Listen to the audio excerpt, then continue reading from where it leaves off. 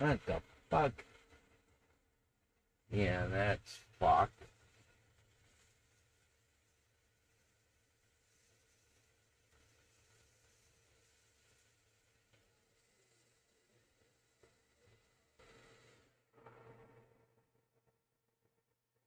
Uh-huh.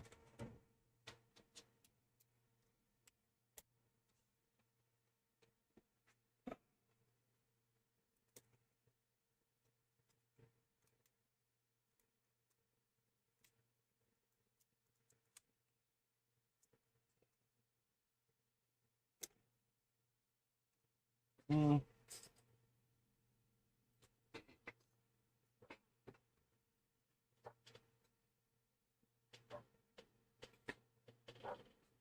Now what?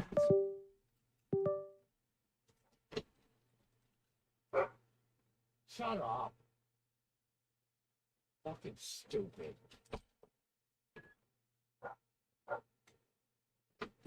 Shut the fuck up.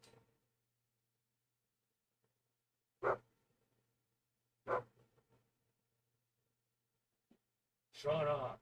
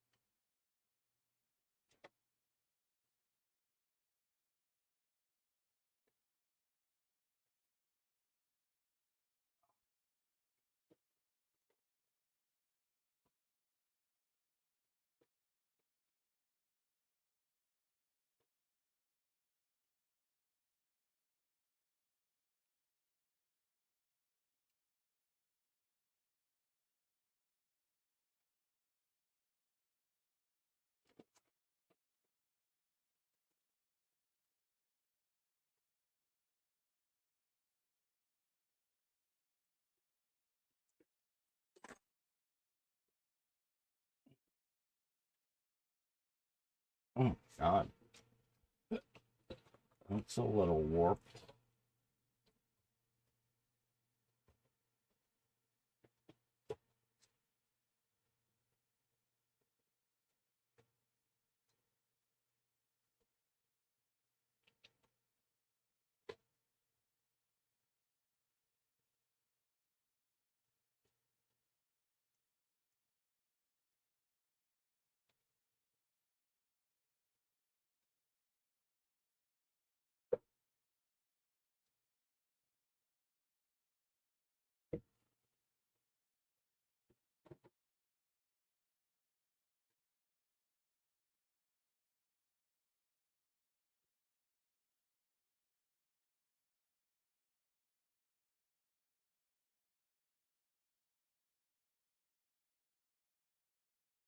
Mm.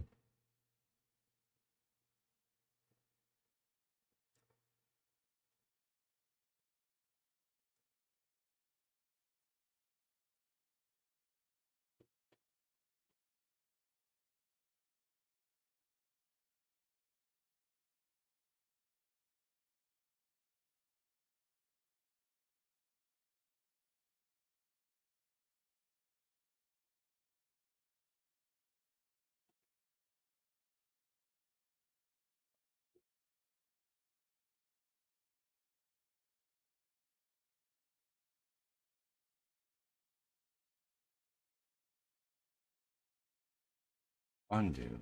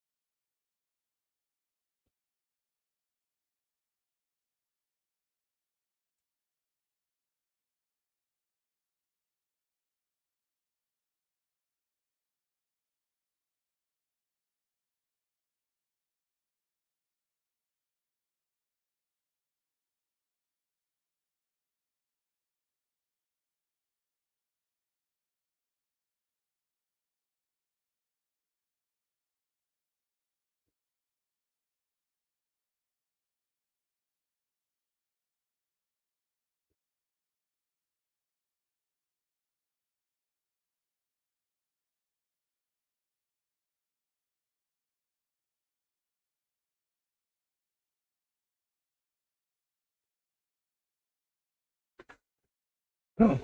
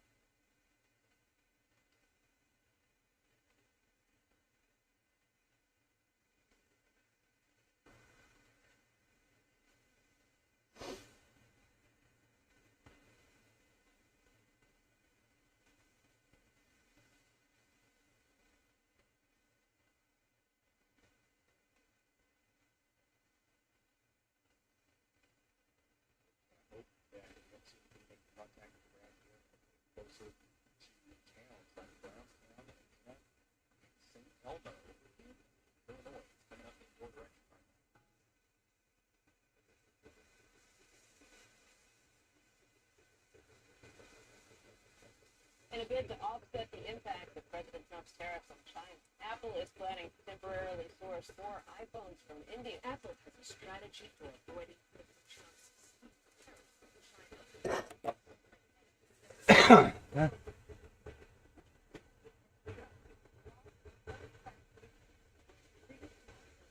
This is the scene of a furniture factory closure in Guangzhou. Pieces of fabric that were still being sold in the established Portuguese export manufacturing industry. China used to be the promised land with a $300 billion business. Now,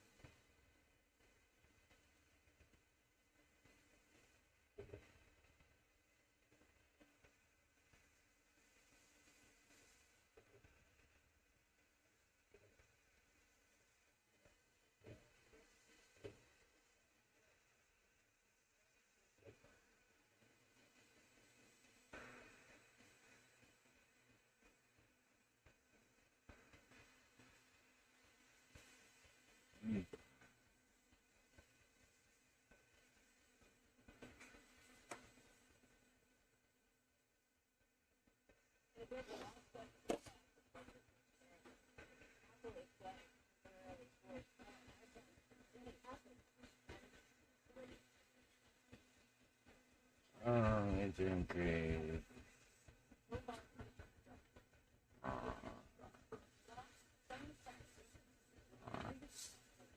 this is the scene of a furniture factory closure in Guangzhou. Pieces of fabric that were still being sold in the established Portuguese export manufacturing industry. China used to be the promised land for the $300 billion business. Now, we've discovered our loss. China's reign. For decades, China has been manufacturing responsible for nearly 30% of all Board edge. making everything promise and textiles to achieve. Now that once shape the live by the manufacturing sector that powered China's economic rise is now facing severe issues that threaten to face the world. Today's video will dive deep into the untold story of China's manufacturing crisis, how this shift will change the way the world is business. The main reason why China is in the manufacturing crisis is its consequences. Businesses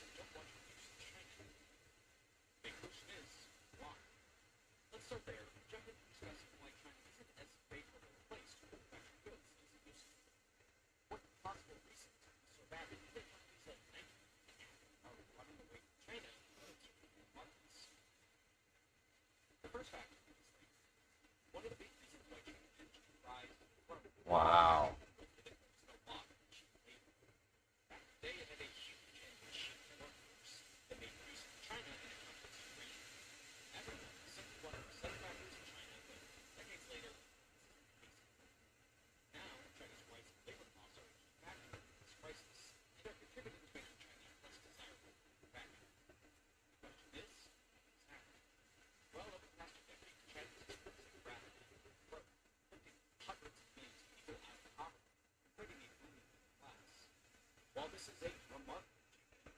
It has also led to a significant increase in wages. In 2005, the average monthly wage of a factory worker in China was around $150.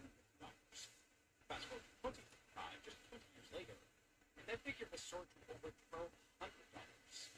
This dramatic rise has eroded one of China's biggest competitive advantages, its low-cost labor. To put this into perspective, consider Vietnam, where the average monthly wage for a factory worker is approximately $300, or India, where it's even lower, $250. Because this and many other factors we'll be discussing soon, companies like Apple have begun to shift production to countries like India. A simple trick to this is how 20% of all iPhones, a move worth $22 billion, are now made in India, as compared to just 1% around 20 years ago. These countries are now emerging as attractive alternatives for many other businesses that reduce costs. We'll talk more about that soon. But it's not just vendors. The younger generation in China is increasingly moving away from factory workers, seeking out contractor services and Yeah. the nation's youth absolutely despise traditional factory jobs. Don't just take my word for it. Listen to this.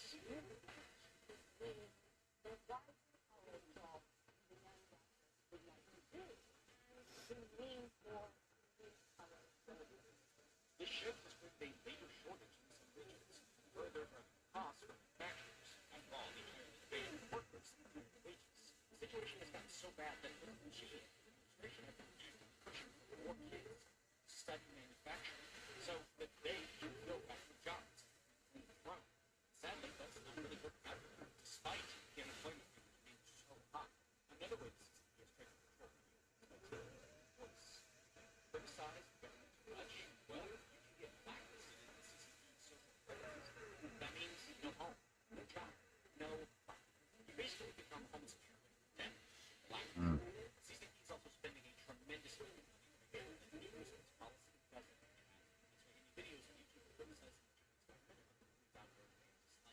So if you guys can help us out against this by just hitting that like subscribe button, it makes a huge difference. Now, outside of China, which China trade war has threatened for years, it's a huge problem.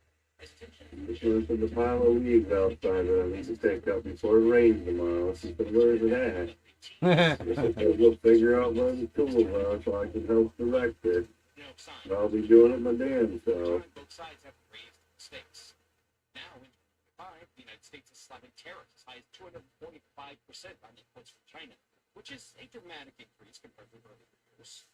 China, of course, has retaliated with its own measures, imposing tariffs of that go to 125%. There's also been a severe ban on key products and restrictions on such companies on both sides. That back and forth between these two superpowers has created one of the most deeply entrenched trade conflicts in recent history. These tariffs aren't just numbers. They cause real disruptions to global trade and supply chains. Industries that depend heavily on manufacturing components in China are struggling to deal with skyrocketing costs. Take the electronic sector, for example. Many of the essential parts used in smartphones, laptops, and other devices are made in Chinese factories. With these increased tariffs and, in some cases, bans, production costs have shot up significantly. Inevitably, the higher cost trickles down to consumers, who now face steeper prices for their gadgets. All that makes China a less desirable and more expensive place to set up a factory. But the challenges don't stop there. What's really bad for China is that all this is happening just a few years after the COVID-19 pandemic exposed critical vulnerabilities in global supply chains that Beijing has still yet to fully recover from. COVID-19 quite literally reshaped the way the world does business. When it hit at its peak, the pandemic shut down the global supply chain, taking all of China's business with it. Question this: what happens to a country that is dependent on manufacturing the world's goods when, well, the world closes up shop? It doesn't take a genius to figure that out. Absolute disaster. China, which was arguably hit the hardest by the pandemic, faced a severe closing of factories. Together with the CCP's zero COVID policy, a policy that was so bent on eradicating COVID that it heavily punished the citizens, China just went downhill. By the time factories started trying to open again, the world had somewhat moved on. Now China was left to figure out the absolute disaster of mess they were in. In addition to that, the pandemic showed many multinational companies just how much they depended on Chinese manufacturing. This came as a shock, as many realized that everything from raw materials to contract manufacturing to production facilities was entirely based on Chinese supply chains. In a bid to rectify that, so that unlike COVID times they would never be caught out in the rain, several multinational companies started looking for alternative locations. You would not be wrong to say that even though it's been a few years since this pandemic, China never really fully recovered. The world changed, and with it, some of China's businesses. All these reasons that we just discussed have heavily contributed to worsening China's manufacturing crisis. Fortunately, in a world as interwoven as ours, such problems don't just affect China, they have a global ripple effect. So, to truly grasp the magnitude of this manufacturing crisis, we need to examine its far-reaching effects on three key areas: global businesses, China's own economy, and you, the consumer. Starting with global businesses. Companies everywhere have long relied on China's massive production capabilities, efficient infrastructure, and competitive costs to keep supply chains running smoothly. But now things have changed. The manufacturing crisis has forced companies to scramble for alternatives, and the ripple effects are being felt across industries worldwide. Even the ongoing tariffs on China have slowed GDP growth. The International Monetary Fund even estimates that they've shaved off about 0.5 percentage points annually from global growth. That shows just how heavily everyone is feeling the impact of China's pain. One of the biggest shifts the world has also seen has been the relocation of manufacturing operations. China's rising I guess I'll let her do it. You don't have to do it. We'll talk more about the definition. You got the bag set up and got the tools out for it. You can put them back away. So it won't lock up the garage the right way. That's fine. Whatever. Takes serious investment in infrastructure, worker training, and supply chain development. Building a factory in Vietnam, for example. It's getting chilly out there, though. Yeah. The wind's picked up a little bit. Sun's gone. Overcast. Rain's moving in. Not gonna be good. Adopting a China plus one strategy. This means they keep some manufacturing in China. The rain won't start until 6 a.m. though. It's a way to reduce risks while still benefiting from China's well-established Supposed to ecosystem get of down suppliers, skilled workers, 46 tonight, but China's I system don't is know. incredibly advanced, and replacing it entirely would require massive effort. Some businesses simply can't afford right now. So for now, products just become more expensive as the relocation slowly takes place. Crazy, right? Another major trend unfolding is the rise of nearshoring and reshoring. Just so we're all on the same page, nearshoring involves relocating a company's production or operations to a country that's geographically closer to its primary market, while reshoring means bringing production back to the company's home country. After the pandemic exposed vulnerabilities in global supply chains, many companies and countries are bringing manufacturing closer to home. In the United States, reshoring initiatives have gained traction, with the government offering incentives to boost domestic production. Dependence on Chinese imports by strengthening its own manufacturing base. This shift isn't just about costs. It's about building more resilient supply chains that can withstand unexpected disruptions. China's manufacturing crisis is forcing industries to rethink everything. What used to be a stable system is now shifting rapidly, and businesses must decide how to move forward. And though the world is feeling it, no one is being hit quite as hard as China itself. The ripple effects of the manufacturing crisis are being felt acutely within China itself. Manufacturing accounts for about 26% of China's GDP today, which is lower than it used to be when the sector was at its peak. Back in the early 2010s, manufacturing was closer to 30% of the country's GDP. To put this into perspective, China's GDP in 2025 is estimated to be around 127 trillion yuan, which is approximately $18 trillion. This means that the 4% reduction translates to roughly 5 trillion yuan, or about $700 billion, that manufacturing no longer contributes to the GDP compared to its peak years. This difference is about the same as the GDP of Bangladesh and Vietnam combined. To make things worse, China's growth rate has been affected because of this manufacturing crisis. Between 2010 and 2012, when China's manufacturing industry was booming, China's GDP growth rate averaged around 9 to 10% annually. Now, as China collapses, its economy is projected to grow at a rate of 4% in 2025. See how significant this crisis is for China? Another blow to China can be seen through the visible decline in its export orders. In 2024, China's exports of manufactured goods fell by 8%, marking the steepest decline in over a decade. As you might imagine, this has forced some factories to shut down.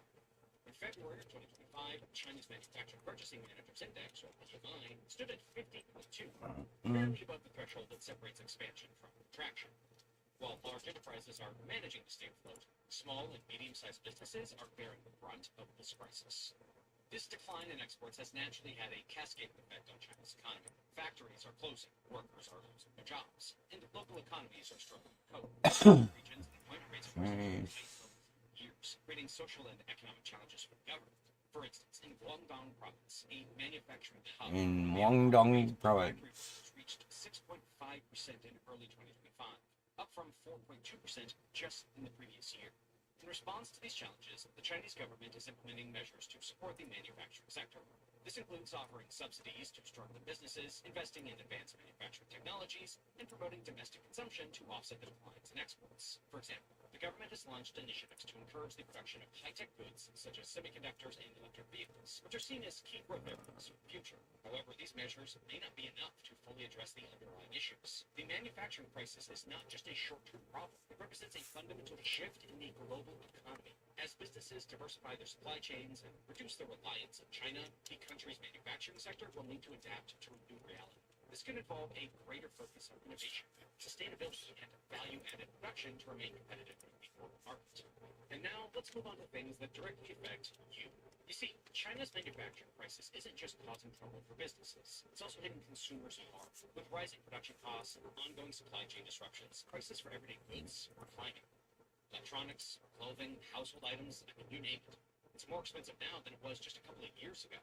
The cost of smartphones alone has jumped by an average of 12%, while the price of apparel has risen by about 8%. These increases aren't random. They are the result of several major factors that ultimately end with the cost being pushed to you. But it's not just the price tags that are changing. Availability is becoming a real issue too. As the Chinese manufacturing crisis deepens, factories struggling to meet demand means fewer products on shelves and longer wait times. If you're looking to buy an electric vehicle, you may just be waiting months to get your hands on one because of the shortages in rare earth metals and other critical parts. And it's not just cars either. Retailers everywhere are having trouble keeping inventory stocked, which is frustrating for shoppers who are used to grabbing what they need without delay. This crisis isn't only affecting physical goods, it's having an impact on experiences and services as well. One example is the tourism industry. Many of the items that support travel, things like souvenirs, transportation equipment, and even supplies for hotels, come from Chinese manufacturers. With production slowing down, businesses in the travel sector are feeling the pinch. It's not just airlines and hotels, even amusement parks and cruise lines are seeing disruptions because of delayed shipments of essential supplies. You see, everything is about to this crisis. So how? Well, as prices climb, availability becomes reliable, especially in terms of production. More consumers are taking second origin for businesses and other methods. Some are even opting to repair older electronics and appliances rather than buying brand new replacements. The shift in need that could have a long effect on the economy, working companies can adjust to reduce spending based on constantly changing trade-off rates. So, you see, as China's manufacturing crisis deepens, so too will the problem for China globally and consumers. However, the ongoing Chinese manufacturing struggles don't have to be exports. They extend beyond products. Okay, so what I'm saying simply is that China risks losing substantial power and influence as part of this manufacturing crisis. And to put it into context, let's dive into how China has changed manufacturing. Because from the onset of China's manufacturing, the economic strength of the Western scattered has far been others say now. China has steadily built manufacturing Fuck is going on? status. China's importance to Africa boils down to four main reasons. The first is access to resources.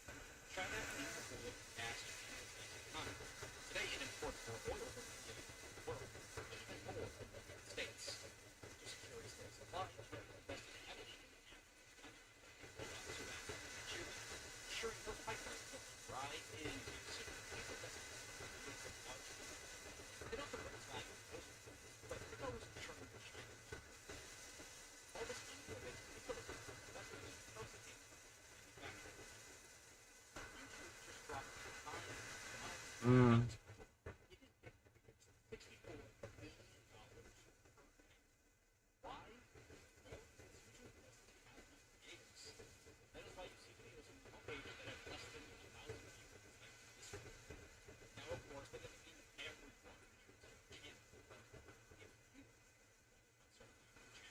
or at least a small channel like this one, now's the time. YouTube is getting bigger too. It's pushing the newer, smaller channels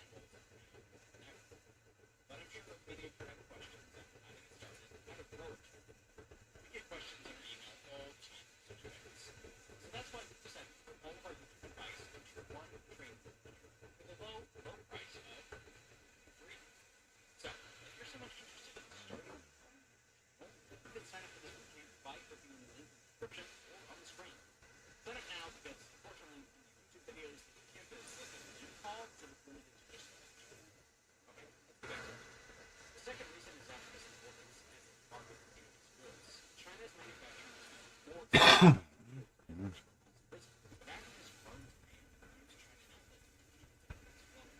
was part of a strategy to move away from labor-heavy industries and focus on low-value sectors instead. Then there's the political side. China values access to more on the global stage, and many African governments back Beijing's One China policy in exchange for legal investment. So just to clarify, the One China policy is the diplomatic acknowledgement of China's position that goes with the One China government.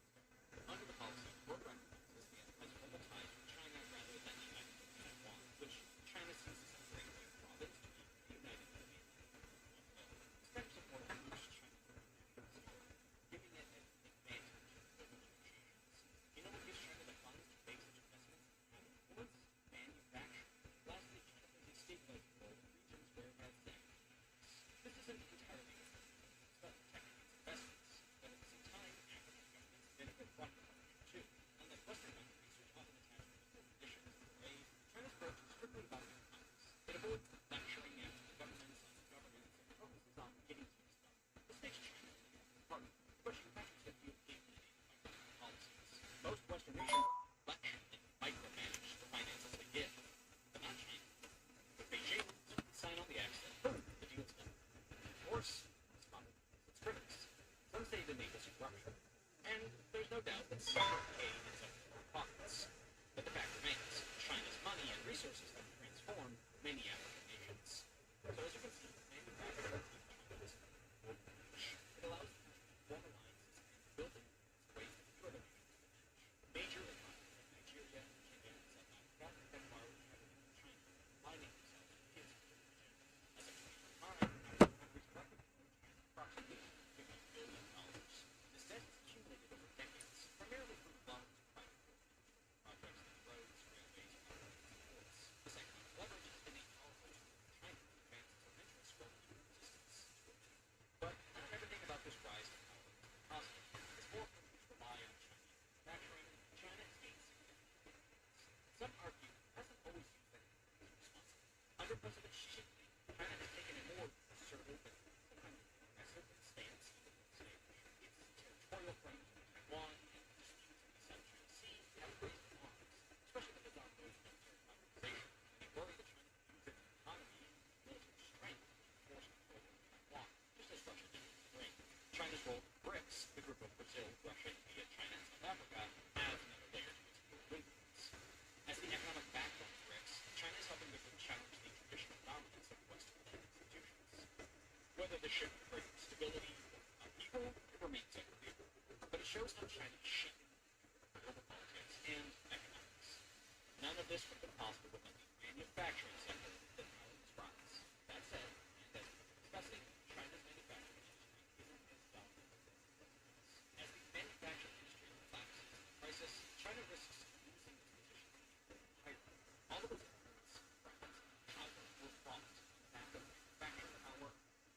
Without that, everything falls to the ground. That's why Xi Jinping is very worried. He's trying to sort out the mess that Beijing has found itself in. And its next is critical, not just for China, but for the global economy. Whether China can adapt to its challenges and maintain its overall status, or whether its dominance begins to slip remains to be seen. One thing is clear, the stakes are incredibly high for global economy.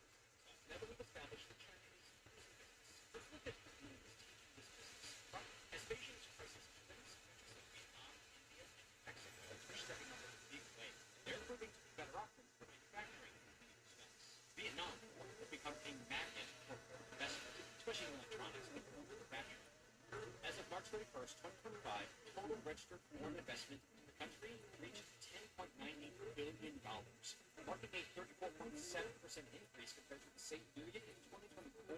Vietnam is simply one of the most attractive options for and there's no shortage of big names that have already invested heavily in the country. Companies are drawn to Vietnam for its low labor costs, improving infrastructure, and growing reputation as a reliable country. For businesses looking for an alternative to China, right now, Vietnam is checking all preferences. Take Lego, for instance. The Danish toy company has built a $1.3 billion manufacturing facility in Vietnam's Vinh Nguyen province. It's not just any factory. It's to be their first carbon-neutral facility globally, powered entirely by renewable energy by 2026. The factory is creating thousands of jobs and solidifying Vietnam's place as a key player in the manufacturing world.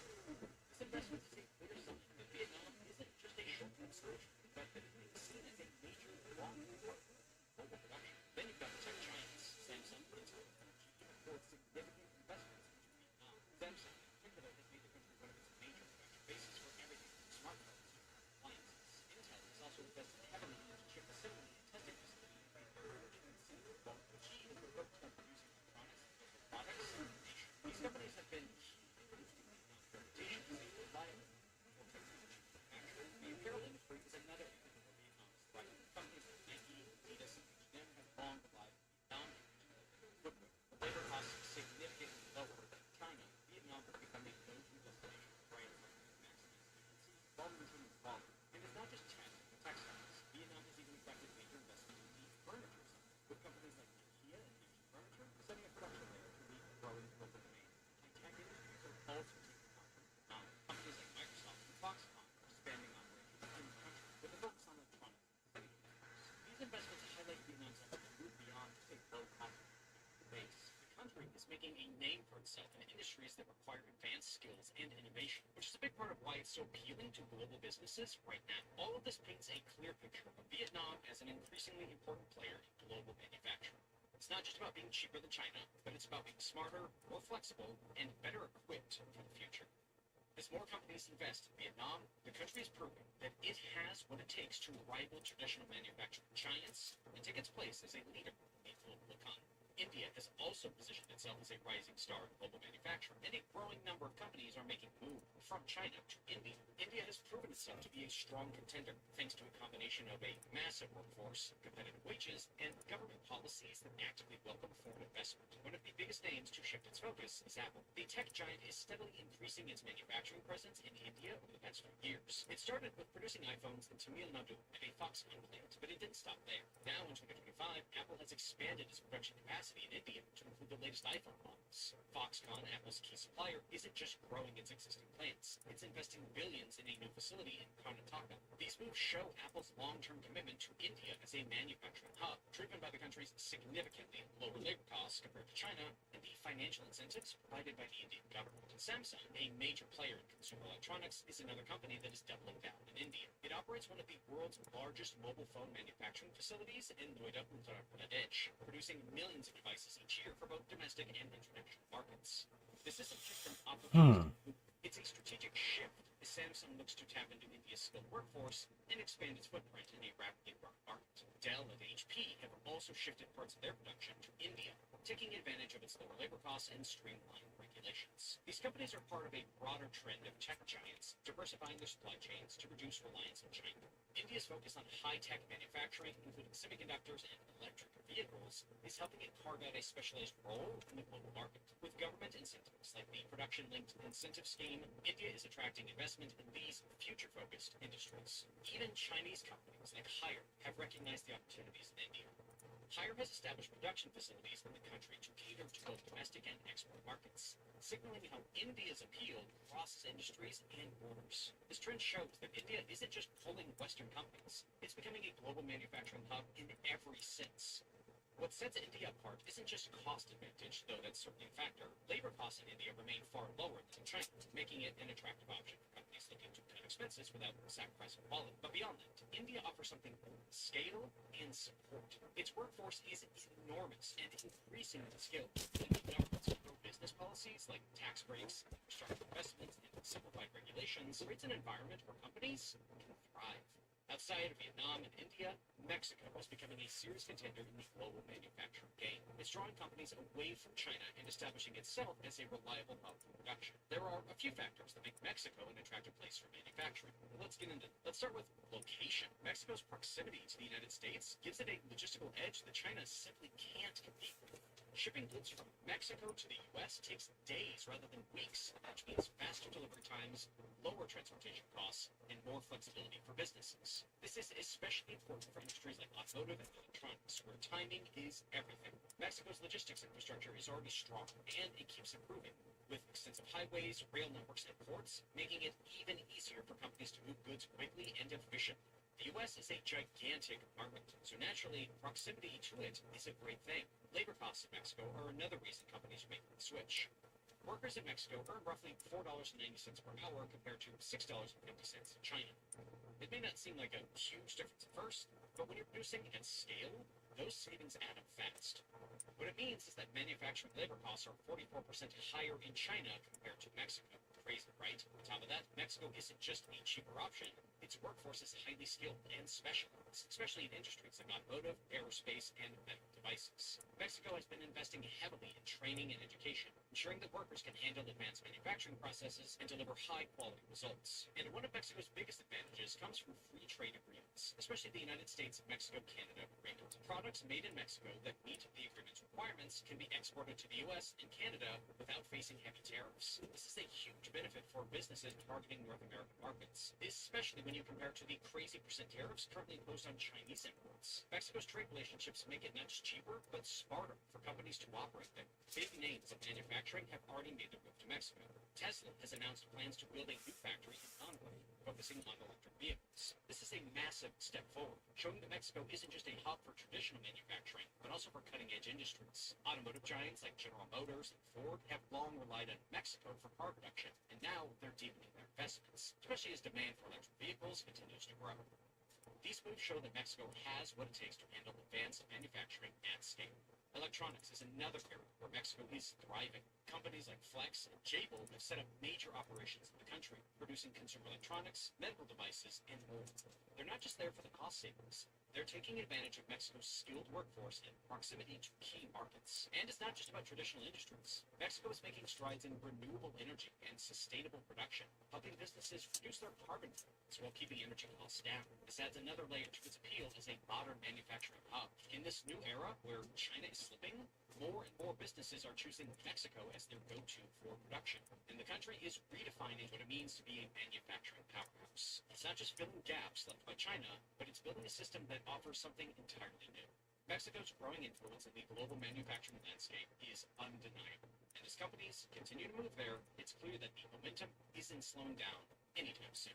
Thailand has become one of the biggest surprises in the ongoing shift in global manufacturing, emerging as a winner from China's manufacturing challenges. While it might seem unexpected at first glance, a closer look shows that Thailand's success in attracting production was bound to happen.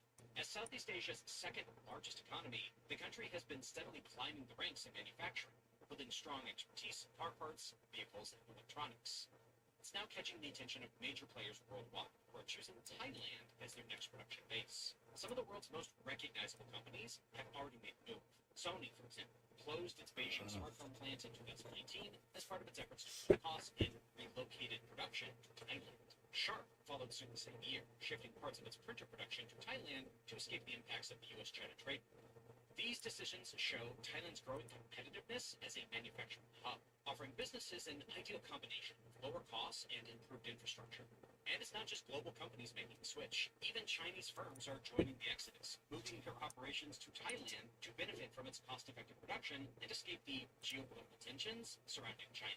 Shanghai's Jinko Solar, a leading solar panel manufacturer, is one example of this trend, establishing production facilities in Thailand to take advantage of these benefits. Foreign direct investment in Thailand has also surged, even in challenging times like the COVID-19 pandemic. Between 2020 and 2021, FDI in Thailand tripled, solidifying its position as a go-to destination for businesses, reshaping their supply chains. This growth and investment is giving Thailand the momentum to expand further, with the country now actively investing in advanced industries like artificial intelligence and semiconductors. As global supply chains continue to shift and adapt, Thailand is ready to grab every opportunity to secure its place in the future of manufacturing. Bangladesh is another standout player benefiting from these supply chain changes, and its competitive edge keeps growing. While Thailand focuses on high-tech and diversified industries, Hello. Sorry, I'm hyper focused on a new shadow box. Presently, Bangladesh is now the world's second largest garment exporter, Yeah. trailing only China. A feat that speaks volumes I see to the that, differences in resources between the two countries. One of Bangladesh's biggest strengths lies in its labor costs, which are much lower than China's. This disparity makes Bangladesh an obvious choice for companies looking to lower production expenses. But it's not just about How y'all doing? It's Popo again. Bangladesh to establish itself as a reliable and efficient manufacturing partner. This disparity makes Bangladesh an obvious choice for companies looking to lower production expenses. But it's not just about affordability. The garment sector has allowed Bangladesh to establish itself as a reliable and efficient manufacturing partner. Yep. As the country continues to diversify its economy, We fell down a rabbit hole. garments, its growth potential is clear. Bangladesh is LightBurn. positioned as a rising competitor in global manufacturing, and it'll be fascinating to see how much it can expand in the coming years. Both Thailand and Bangladesh are proving that the global Select all. manufacturing landscape is shifting. shifting. Take a With picture. players challenging traditional giants like China. Thailand is focused on innovation and diversification, while Bangladesh is leveraging its cost-effectiveness and specialization of garments to rise through the ranks. Together, the both nations expect to reshape production and showing that manufacturing dominance is no longer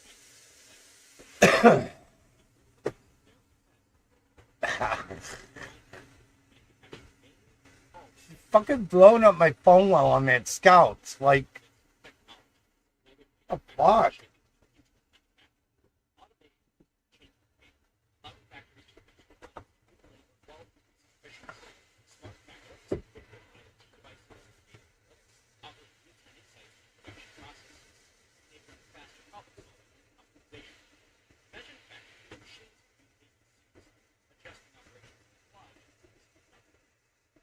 Alright, so...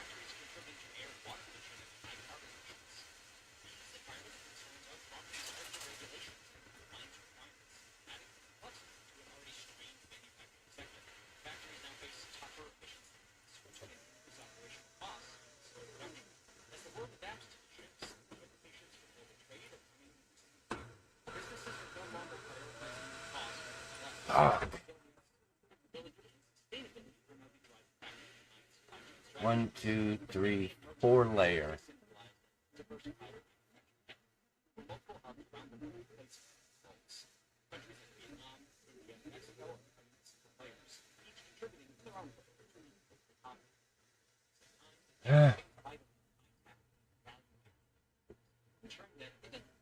Overlook.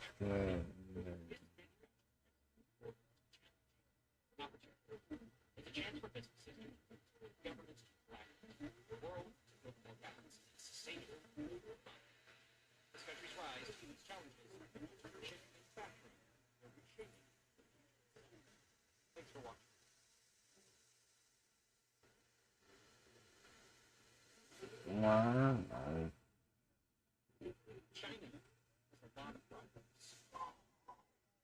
What the fuck?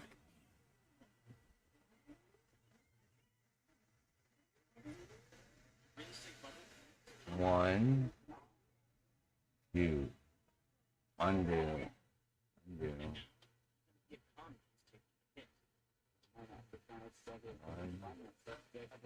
Undo.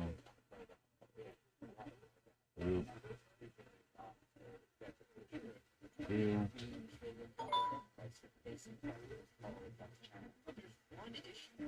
Series. Group.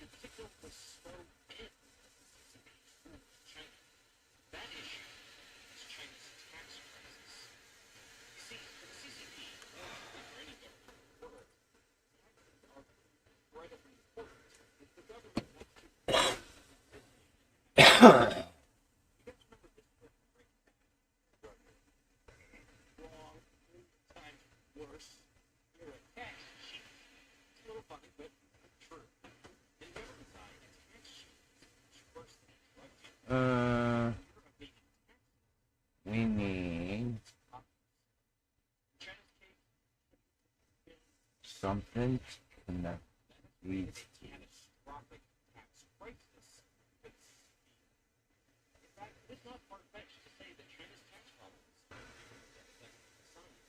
the worst we've seen in the modern day, China's taxation problem is not even just a single matter. It is a multi-layered issue, driven by complex web of factors. These factors include, but are not limited to, structural deficiencies in the tax system, tax evasion, corruption, and the enforcement of tax laws. Okay. We're going to dive into all of these factors and That's it. horrible tax problems. Now. Oh my god. Now what? What? Fuck are you talking about? Nobody here. Stop it. Nobody here. What we need to understand when we're talking about China's tax problem is the fact that, as developed as it is, China's economy is still a growing country. On top of that, the nation of over 1.4 billion people has what was recently the world's largest population.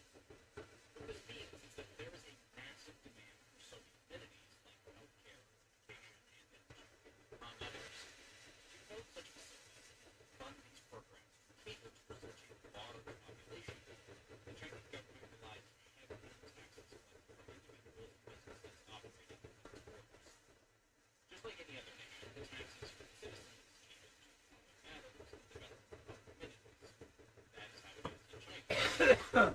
Well, at least that's how it should be. Instead, the flow of tax money in China is Oh my god. level, You didn't send it fast enough. I got nothing. Unless it's the other fucking phone. Yeah, it's the other fucking phone. Fucking spam bullshit.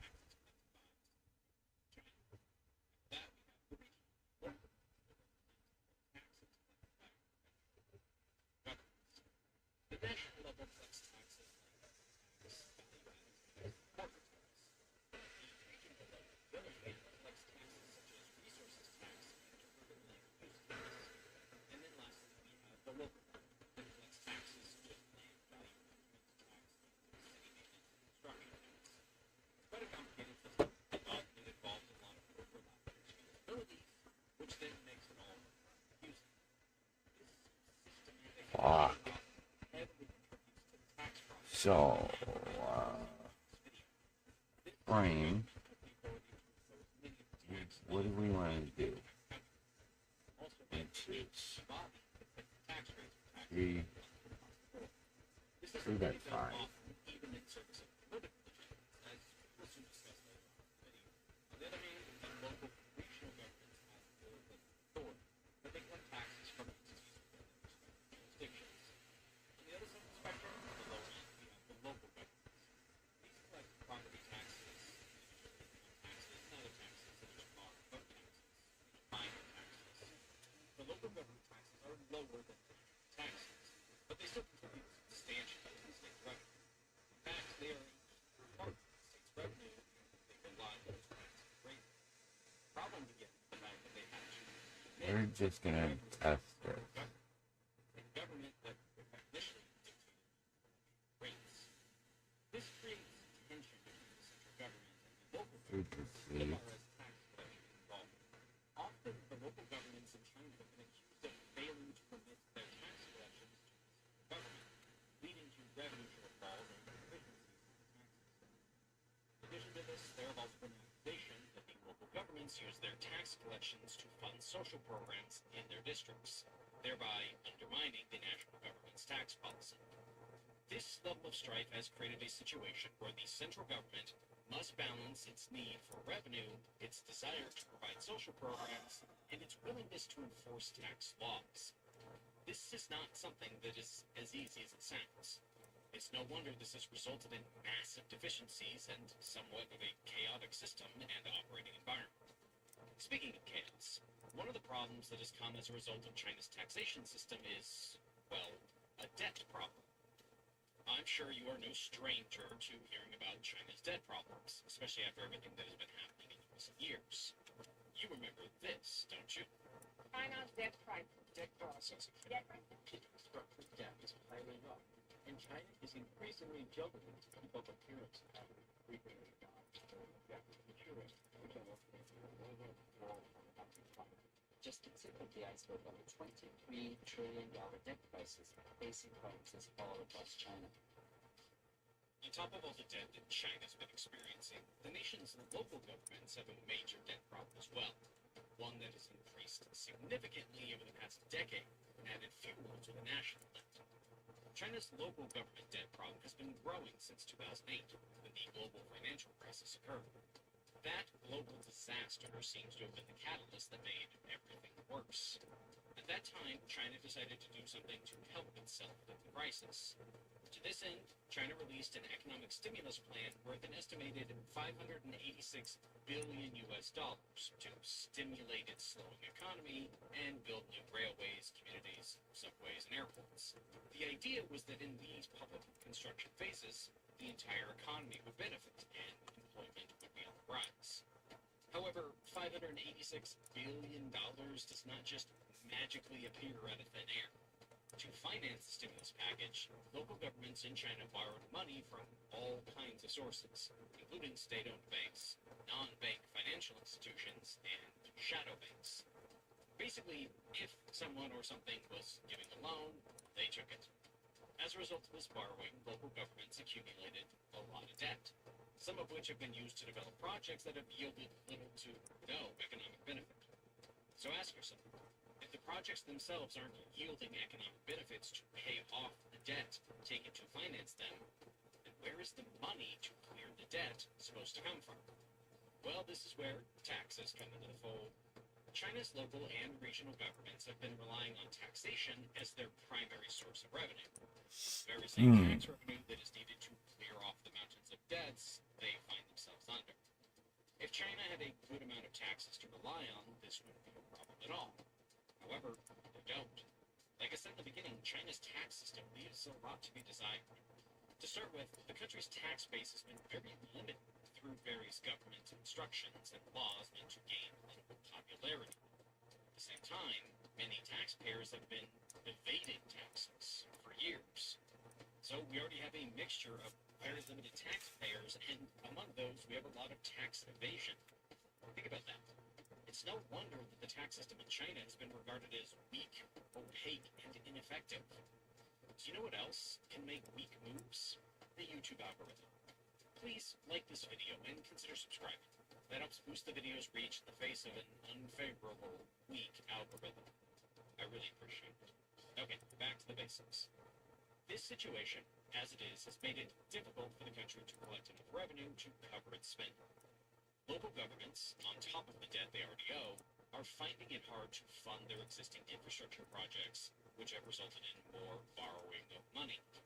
This is something they have mostly done through something called local government financing vehicles.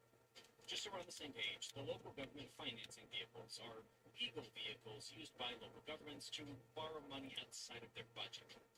The government will set up a set bonds through this company to borrow money. These vehicles have been the primary way that the local governments have funded their projects. But in a way, you can also say that they have been one of the primary reasons why the debt problem in China keeps worsening, due to the ever-expanding ceiling of debts as the local governments keep borrowing. What makes these local government financing vehicle bonds so popular with investors is that they are deemed to carry implicit guarantees that the local government backing them will step in to make repayments should the vehicle default. True to form, the local governments go to great lengths to prevent local government finance vehicle defaults, as they are concerned the non-payment will sully their own creditworthiness, and make it more expensive for them to issue their own bonds. So it's quite a vicious cycle that keeps going around in circles and increasing the bottom line debt. This debt issue is no small matter. In fact, it is one of the reasons why China keeps heading towards a dangerous path. The ramifications of it are not just at a national level. They have spread to be at an international scale, where things have become increasingly dangerous for the economy of the nation. To this end, China has tried to crack down on local government debt itself. The country's National Audit Office has been auditing local government debt since 2010 to try to get to the bottom of this mess. These These audits, much like I've said before, have revealed that local governments in China have borrowed money to finance infrastructure projects that have not been profitable, or have been used for the development of real estate projects. This has prompted President Xi Jinping to intervene in a bid to keep the country afloat and to speak out.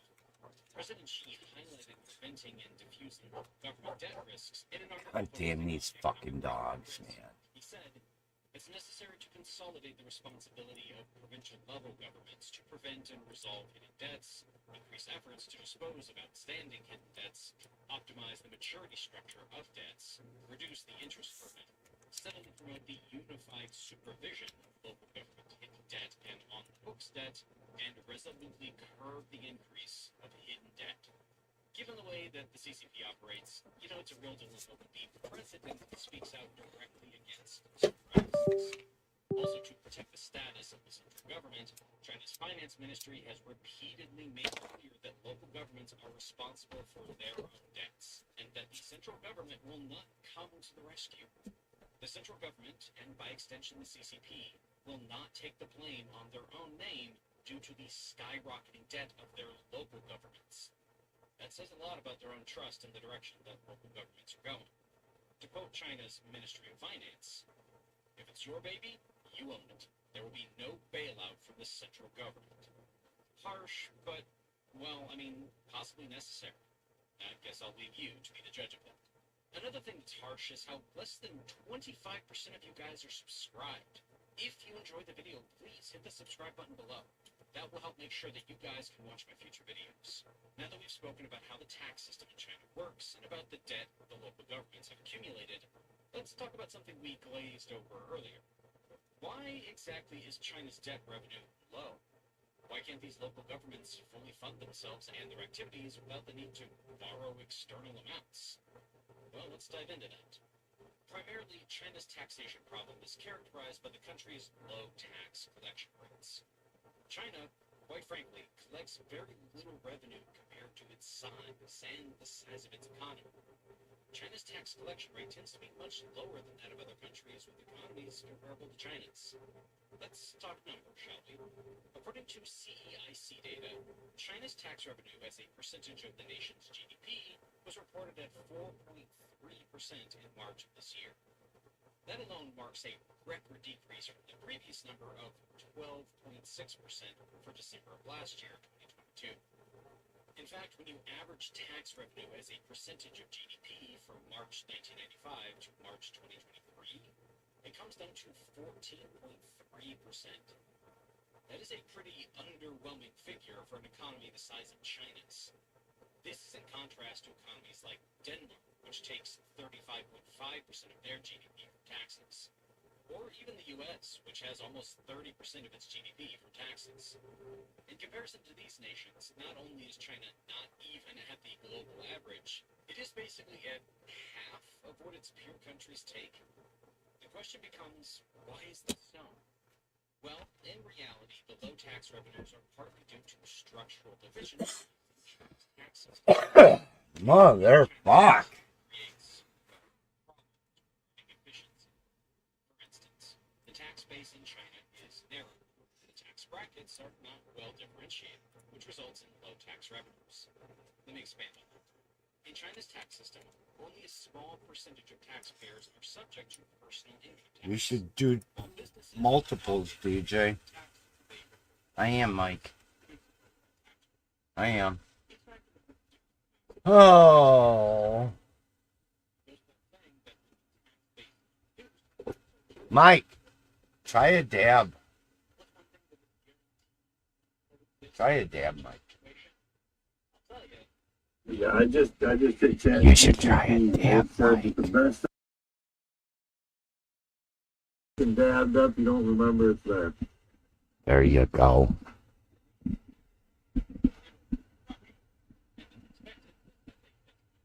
Can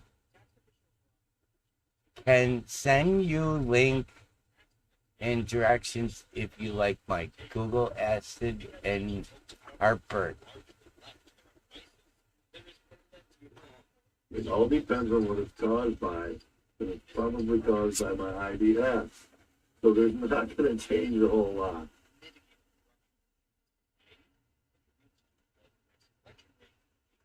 Okay. Here's 1, 2, 3, 4 layer. 4 layer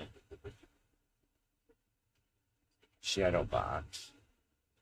So I have to combine this bouillon. No.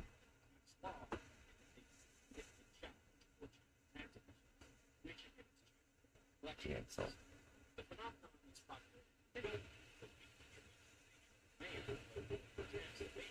Red.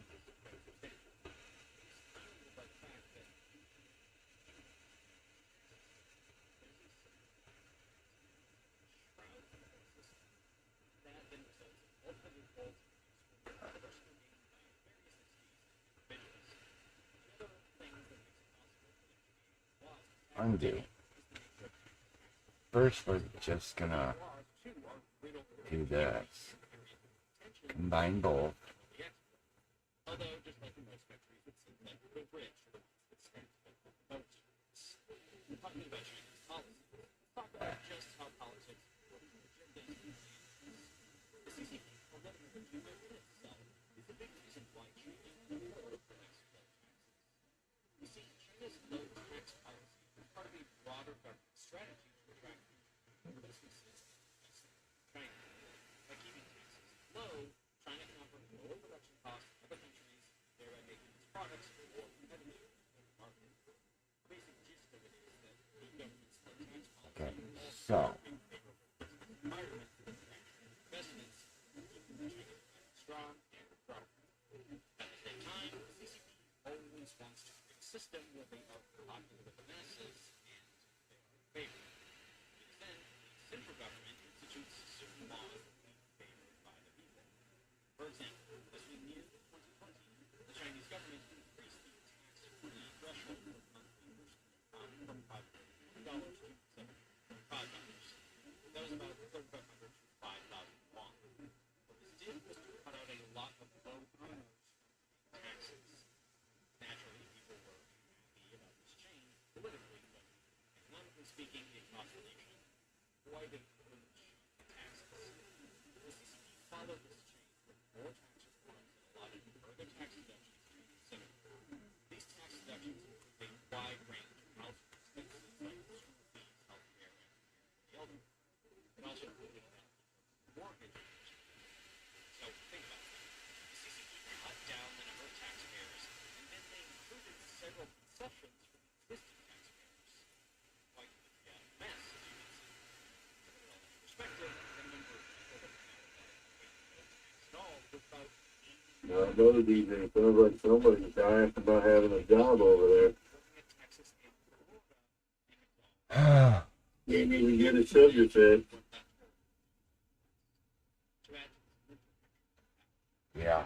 Because of these tax rules, an additional 65 million people are now paying 7 What, now I should have put candy in the box for her? that, ladies and gentlemen, No? is like absolving the entire brands from paying taxes. This just gives you a picture of the severity of China's tax rules. This reduction in personal income tax leaves the nation All right. So this has to, all that has to be red.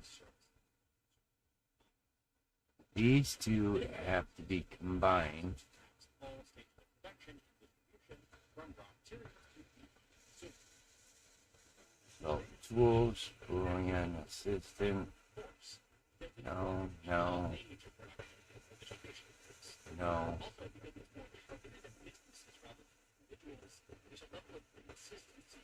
What the fuck? Something that is not quite offered by a person. The problem, however, is that despite this increasing of indirect taxes, they can't quite fill out the chasm that is left after cutting down on personal taxes. Because of the situation, the purpose, China is having to reduce taxes. What it does is just adds to narrow the matter. So, what is clear in this matter is this.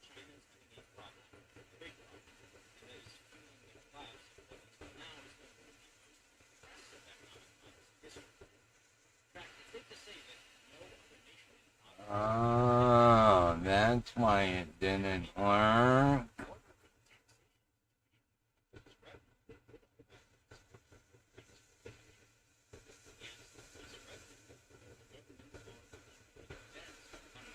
Perhaps all these things are being China's tax system or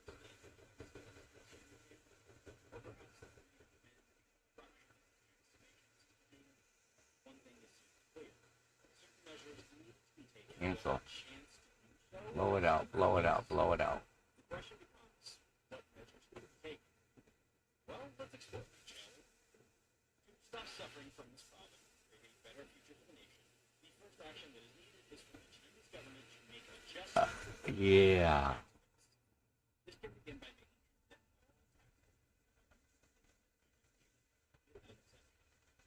remember when I said about how it's currently like China is excluding all of them give out to their fair share. Along with this, as the water, No. No. No. No. but in China, many of the taxpayers are predominantly corporate bodies. Tax obligations are not always proportionate to their profits. Similar to the step of tax evasion, which we stopped in its tracks. This can be done by strengthening the audit. If the penalty for tax evasion is improving coordination of tax departments. Last part is especially once they No.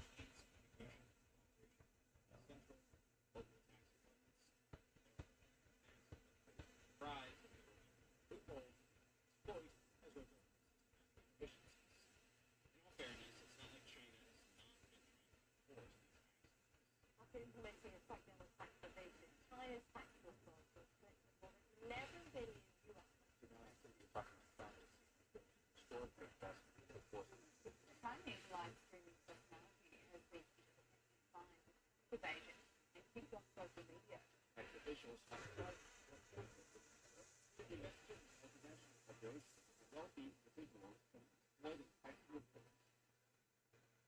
They have implemented various measures to increase the tax collection, including deducting Okay. salaries, pensions, Last one. These measures have not really been effective in generating enough revenue to cover expenditures. The country has been increasing its debts to finance its projects.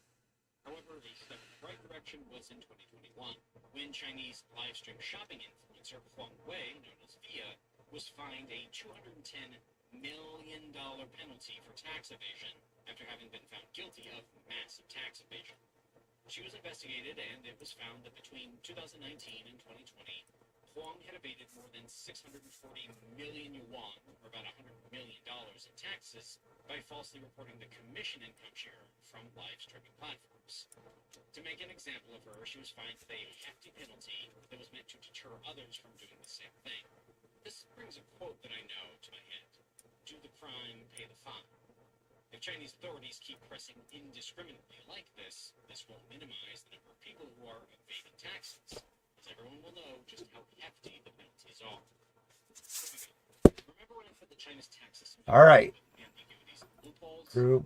Well, that too is an area that can be fixed. China's government So must group all this. corruption measures by instituting intensive Group training all for that. tax officials and developing IT systems to enhance transparency. This will not only make keeping track of things easier, but it will reduce the blurred lines that so often are used in the avoidance of tax payments. Most times, the practice of corruption stems from weak enforcement, incompetent public service, and a lack of comprehensive will by the passed laws. Somehow, it is possible to significantly reduce corruption and improve the government's ability to collect taxes at a local level. I'm not saying that this can happen overnight, but what I am saying is that if it's done right and given time, they can make significant strides with the entire system as a whole.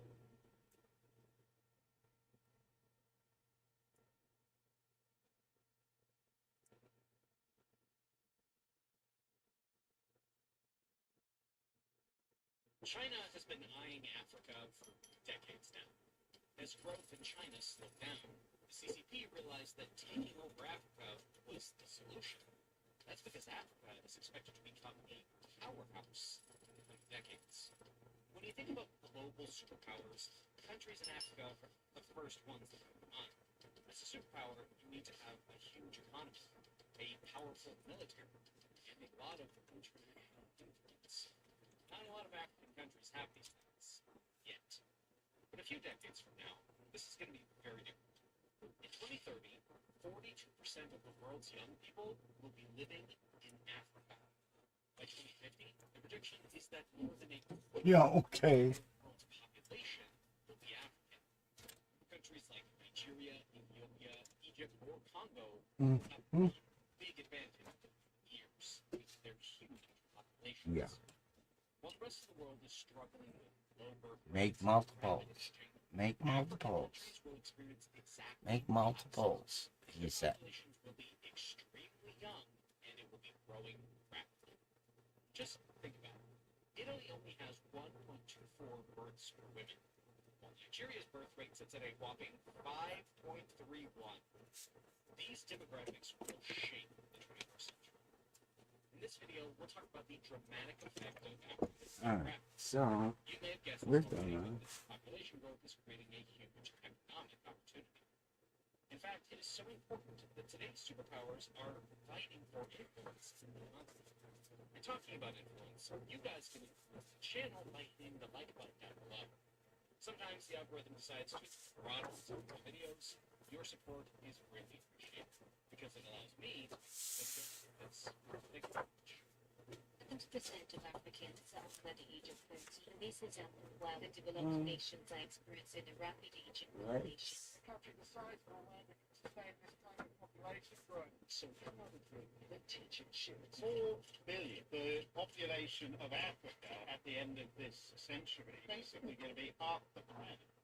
Looking at facts such as birth rate and median age, it becomes obvious that Africa has some very powerful demographics.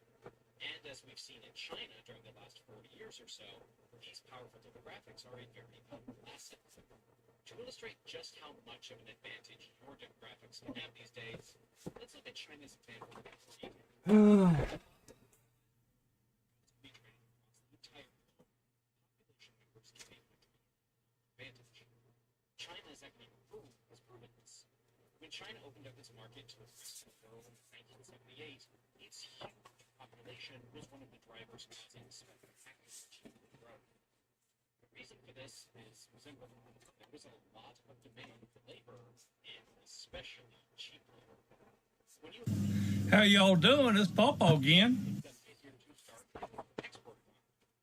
Companies across the entire world look for places with an abundance of cheap labor, so that they can produce their products as cheaply as possible and make as much profit as possible. In 1978, China was in this. All over the world, companies started outsourcing their manufacturing to China because producing there was just pennies on the dollar. Nowadays, the result of this process is visible on most of the products you buy. You know, the all too familiar made in China logo on the back of the goods. The wages in China have risen significantly over the last few years. This chart makes it clear that Chinese labor isn't nearly as cheap as it was in 1978. So, is China still the go-to destination for manufacturing? And population-wise, China is also going through some trouble. The country has a rapidly aging population, just like many Western countries.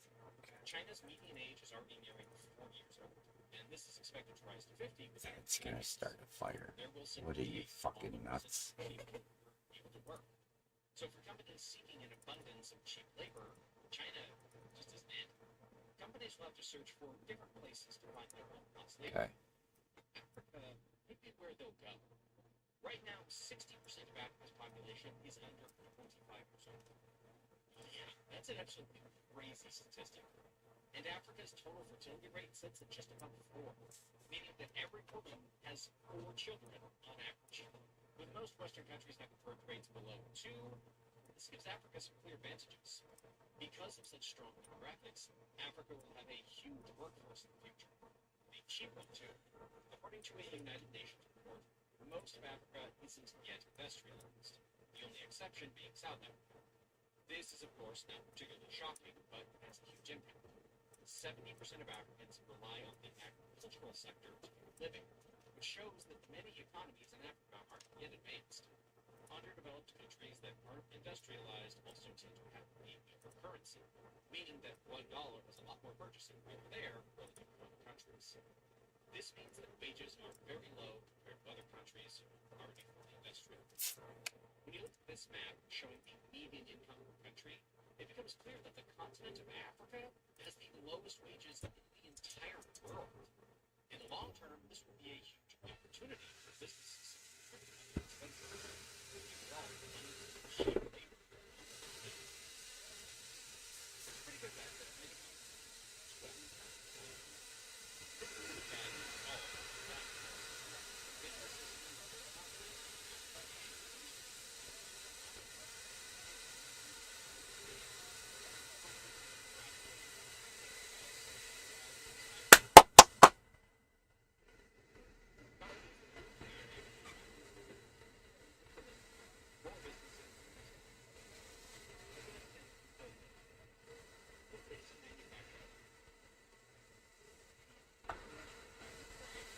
Smoke weed every day.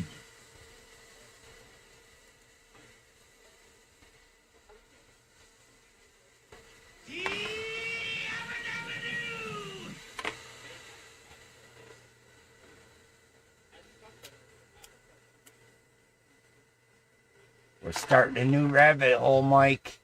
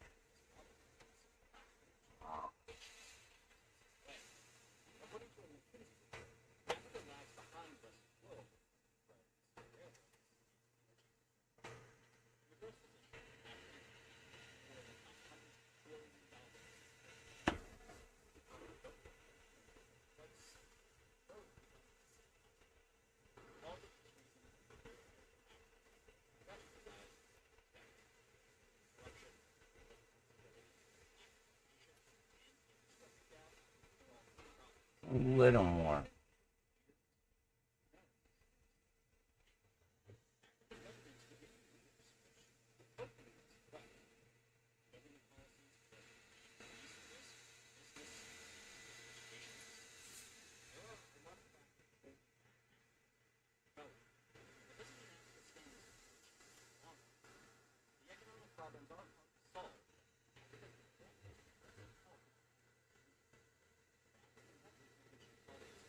A little more.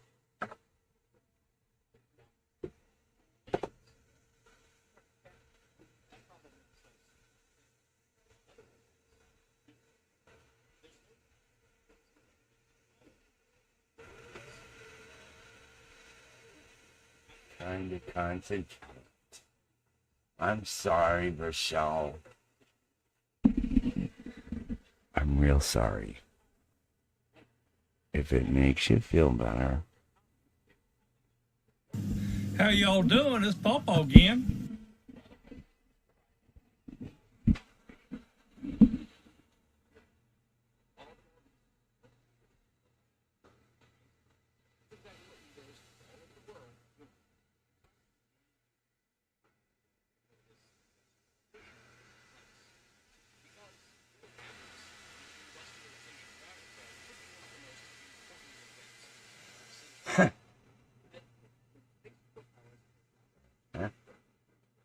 Let's try that again. You know what else they say helps with heartburn, Ralph? Pickle juice. I got a whole jar of it up there. Pickle, pickle, pickle juice, pickle juice.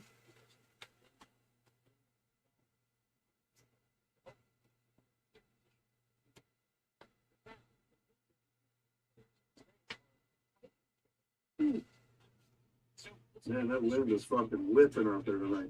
Oh, Clouds are God. coming in. Supposed to be raining all day tomorrow. Fuck, Starts Mike. at 6 a.m. 6 a.m. to 10 p.m. Fucking Mike. States build back better world, all that one thing in common. Programs are pouring billions of dollars into Africa.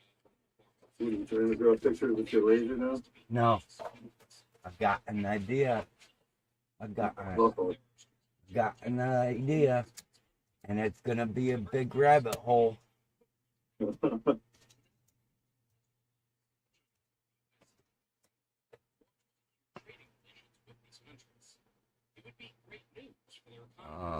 Take a picture. We're good. Because the picture's not square. It says you don't know how to square things on a map. Unless honeycomb. Who needs it square? The fuck? Fuck all the way off, DJ. Wait, what the fuck now? So pickle juice, bro, is good for heartburn. I've got a whole quart of dill pickle juice alone. And it saved out the last gallon of pickles.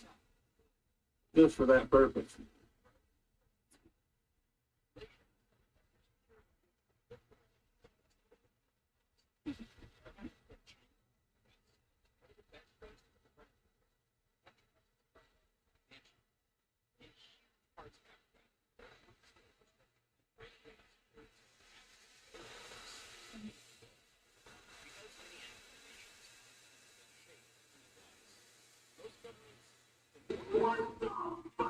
That button?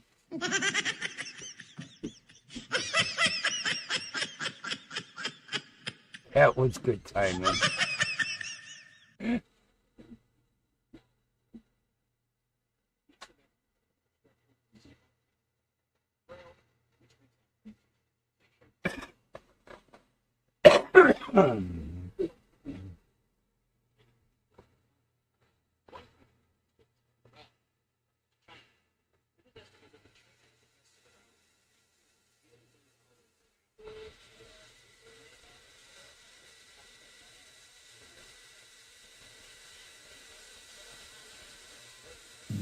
How y'all doing? It's Pawpaw again. How y'all doing? It's Pawpaw again. How y'all doing? It's Pawpaw again. How y'all doing? It's Pawpaw again.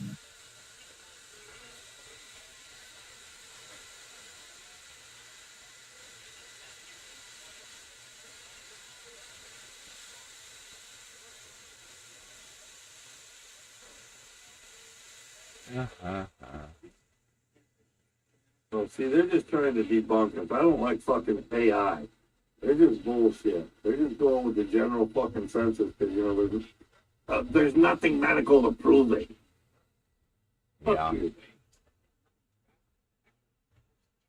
Consider over-the-counter antacids. Yeah, that's because you fucking big farm motherfuckers want to make money. Yeah. And it's fucking, all it is fucking chalk. Most of them were created because of them. The fucking food industry. Big farm fucking adding their fucking 2 cents into everything.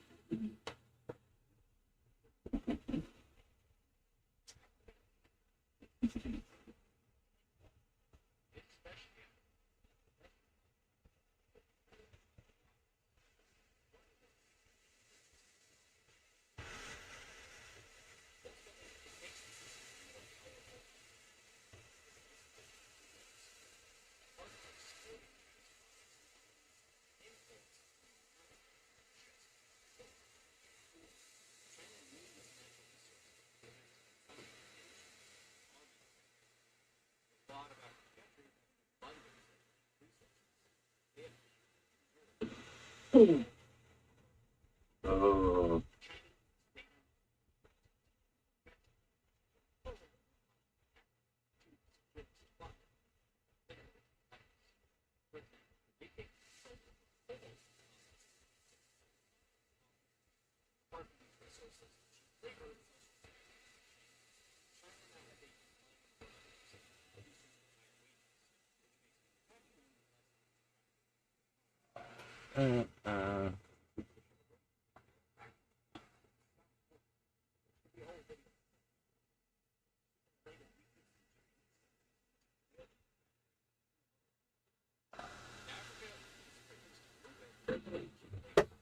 China. Not enough, but you can first it out. We're showing you the uncensored body cam video released of the officer involved shooting that ended with the wife of the bassist of the band.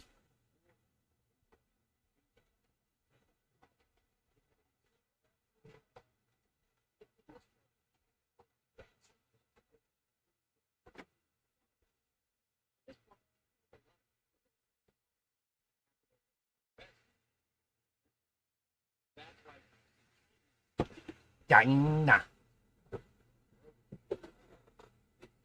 China.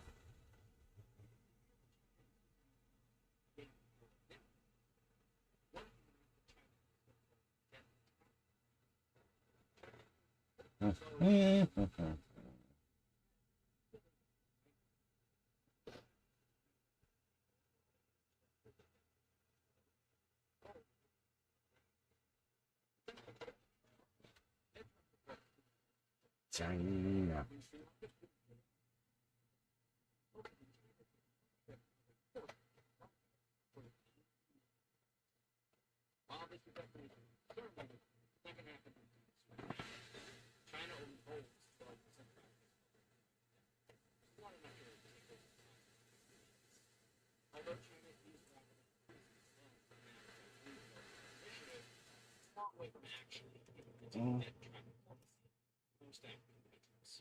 But the theory certainly has gotten one aspect wrong. China wants to gain power and influence on the continent. And this didn't go unnoticed by other countries.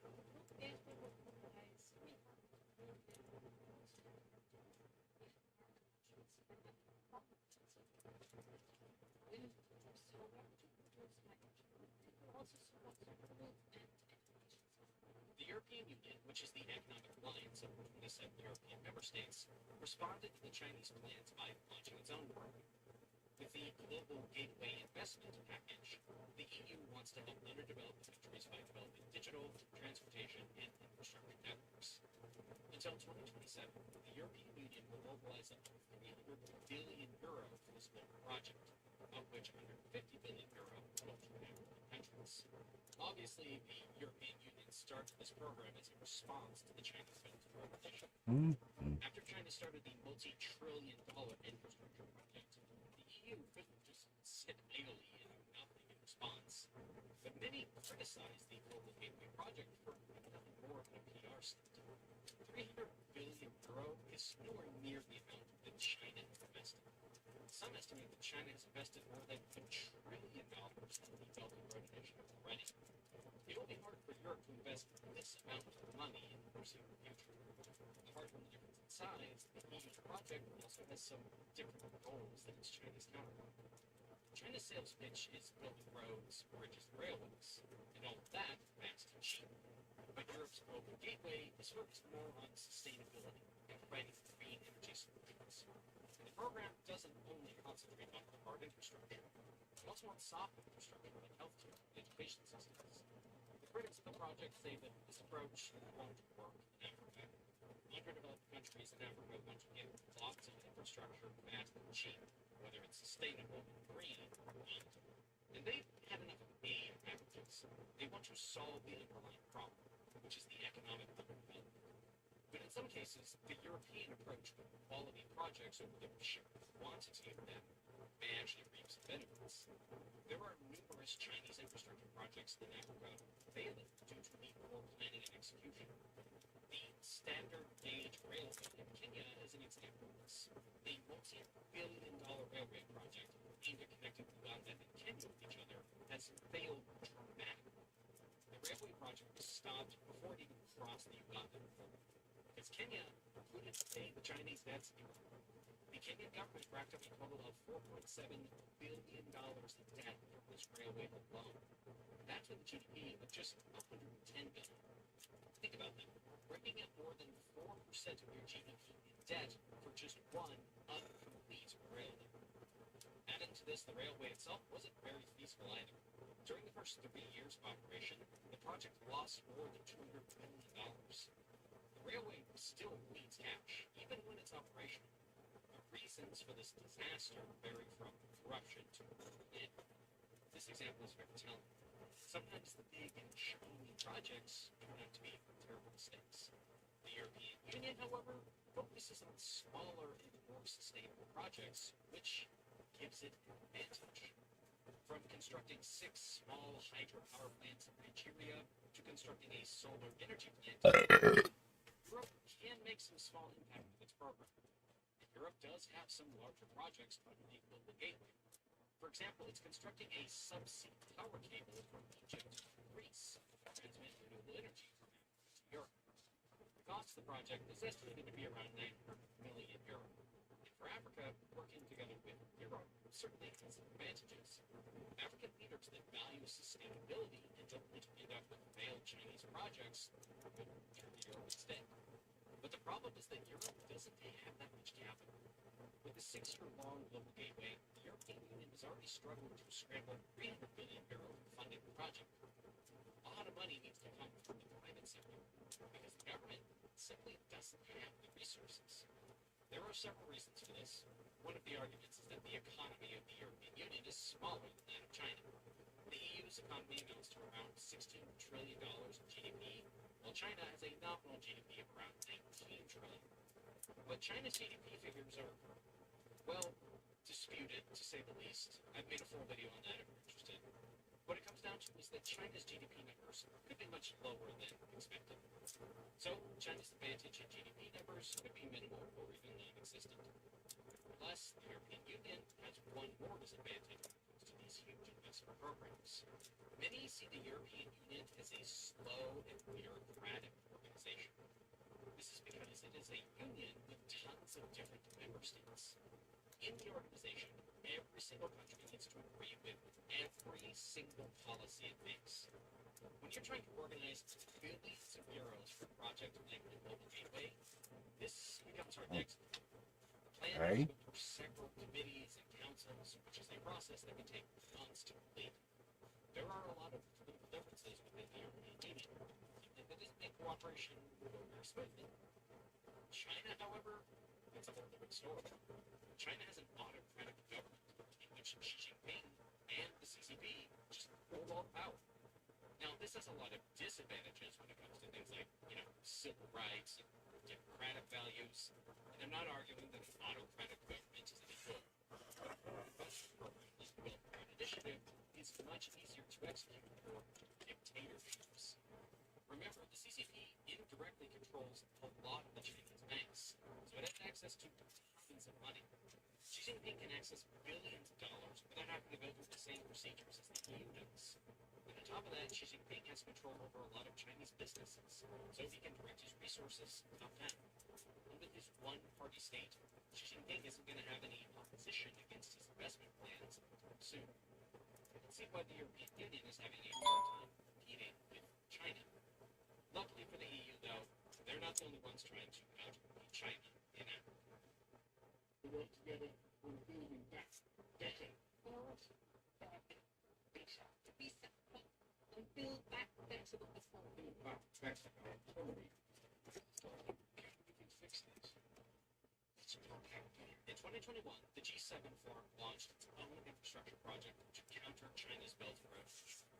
The so-called Build Back Better world, the B3W for short, would provide hundreds of billions of dollars to underdeveloped countries.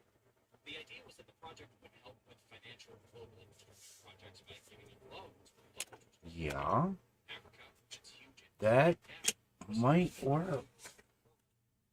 That just might work. like the United States, Canada, and the United Kingdom didn't want to stay behind on the huge investments that China was making. And just like the Global Gateway, this new B3W program was value-driven, according to the G7. The forum wants to focus on That might do work. Oh, I'm mailing him tea stuff for her. Could someone tell Mike to check DM's Discord? But to make an impact on the huge infrastructure gap in developing countries, you need a lot of money. The estimates are that Africa needs $100 billion annually. I didn't hear nothing. What the hell? But even the G7 has powerful It's because you're muted. Ah. No, I didn't say nothing. Oh, it must have been because I opened Discord and I seen a fucking icon for fuck you. Or what the fuck. What the fuck? Yeah. Alright, so that just might work. Maybe? Keep in mind, this was just 1 year after the Build Back Better World program. I'm good, bro. Don't worry about it. Two versions was called the Program for Global Infrastructure and Investment. Sure. This new program, You know what would make that heartburn go away, Ro? the United States aims to mobilize $200 billion by 2027. An X-Tool F1. It's uncertain if these goals will achieve. Much of the funding will have to come from private. The G7 won't actually provide. Alright, so our idea might work. You trying to get me on some exotic fucking T-bone now. Uh-oh.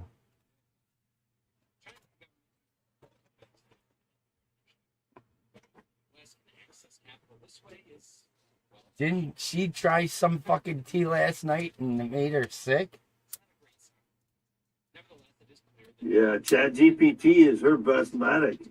Right about 10 minutes after she had that food or drink or whatever, next thing you know, oh, I don't feel good. I gotta go. I'm gonna puke. ChatGPT hooked her up. I'm gonna puke. That bitch fucking It's lied. like old grandma when she was trying to get us to make that fucking that syrup. You know what I mean? Oh, you got it. It's gotta taste nasty or it don't work. If it tastes nasty, it's gonna work. I remember my grandmother saying that. The more nastier it takes, the better it works. Oh, I hated that shit back in the day. against China. The U.S. government can't launch massive programs as efficiently as the authoritarian CCP. Except for government too, man, but those man five finger five screws. Yeah. Alright, so thing is, I need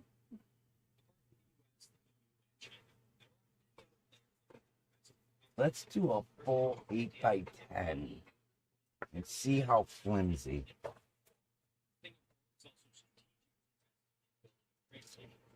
Full 8x10. Mama, what are you doing? Stop making a mess.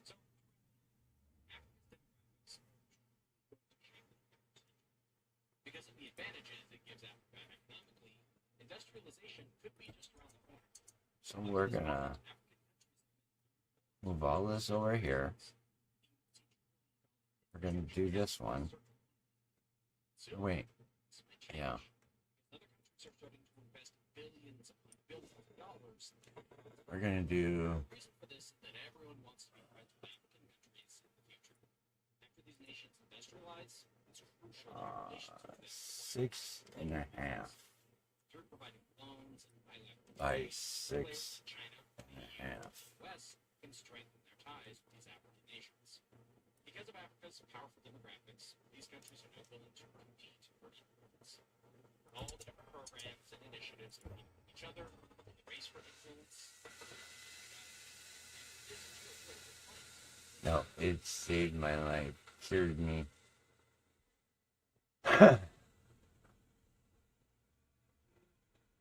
What the? I said he.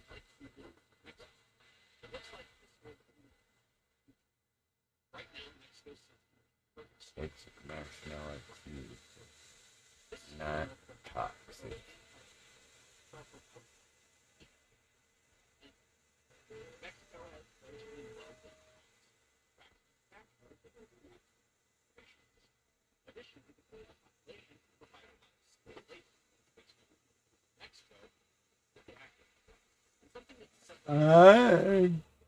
Could be 650 by 650.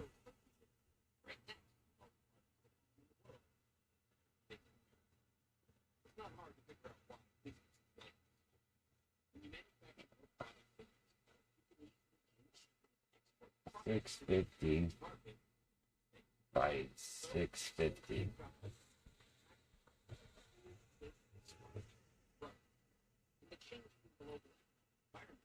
50. 50.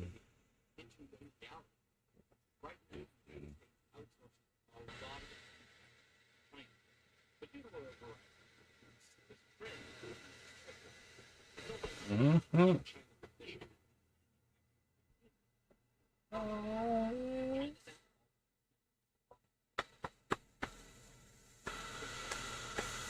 I wonder what excuse they're going to come up with now.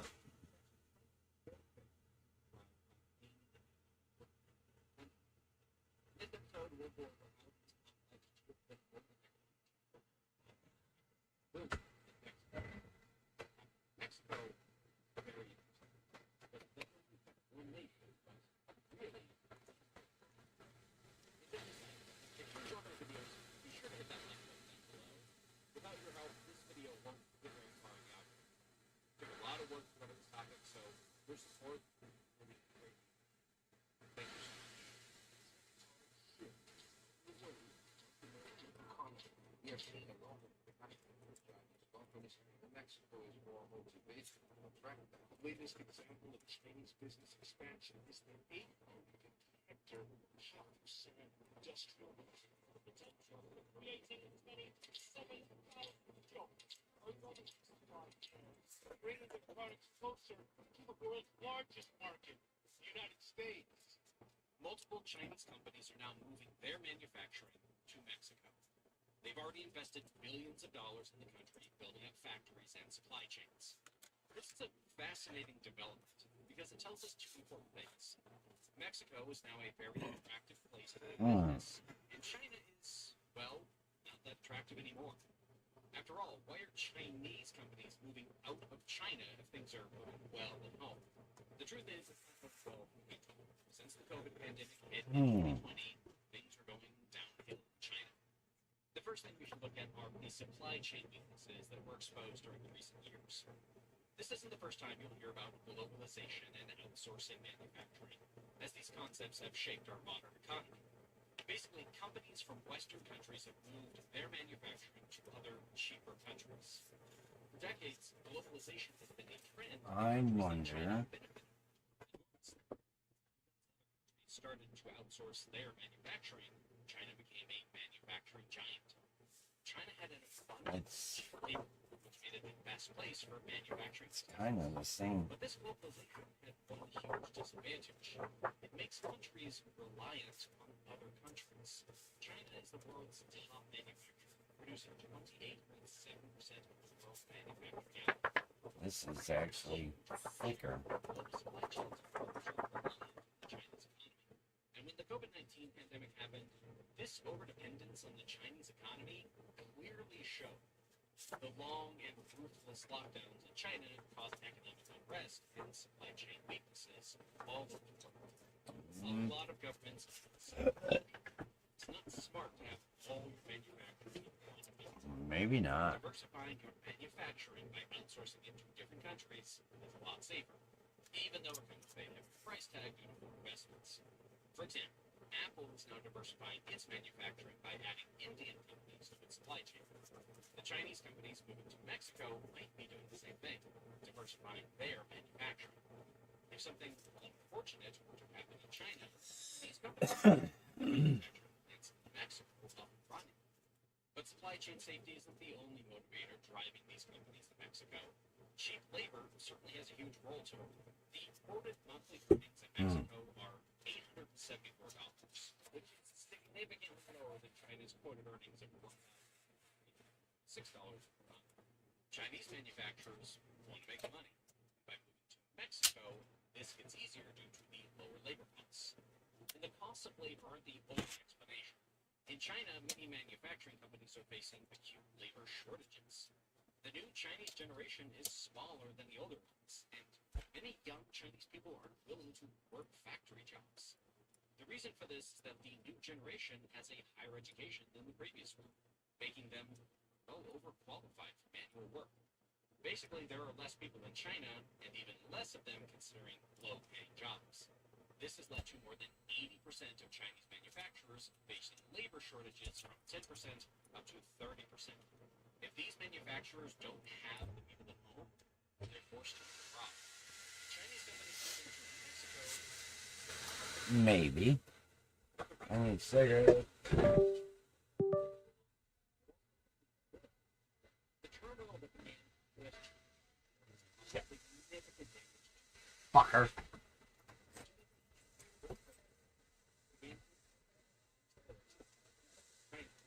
Which hurt Chinese businesses.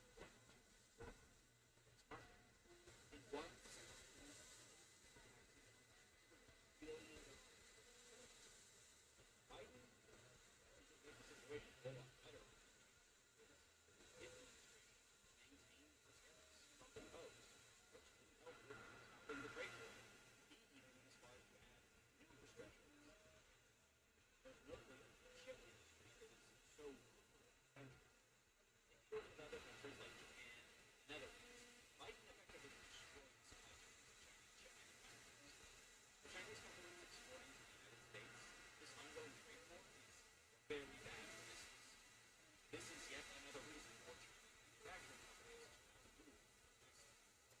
Mexico is located right next to the US line, and it doesn't have the same restrictions placed on itself as China has. Adding on to this, diversifying your manufacturing to other countries is smart move. The situation around Taiwan is very tense. Conflict between the United States and China is not completely out of the picture, and American Four-Star General predicts the two will be at war by 2025. This is a topic for a whole nother video, but these speculations do concern the risks. They get taken or pretty devastating. And in the terrible scenario, or with a chance. In short, there are a lot of economic and political reasons for Chinese companies now. And it isn't just Chinese companies that are moving out of their own country, Mexico. Other countries are benefiting too. American businesses that were formerly outsourcing their manufacturing to China are considering moving China. almost on the last row of the center logo of the Green Bay blanket.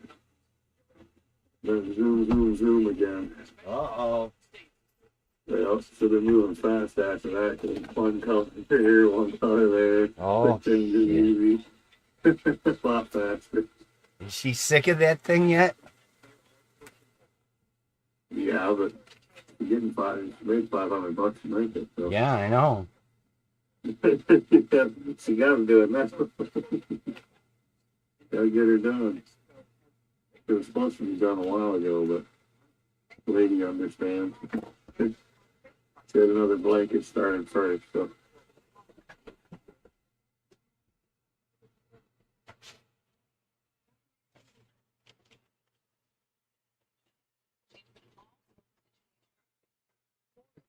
Perhaps one of the greatest pull factors driving manufacturers to Mexico. So she's gonna finish that row and go to bed. Hey, yeah.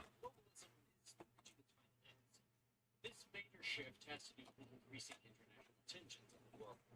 One of the preconditions for globalism has always been international order.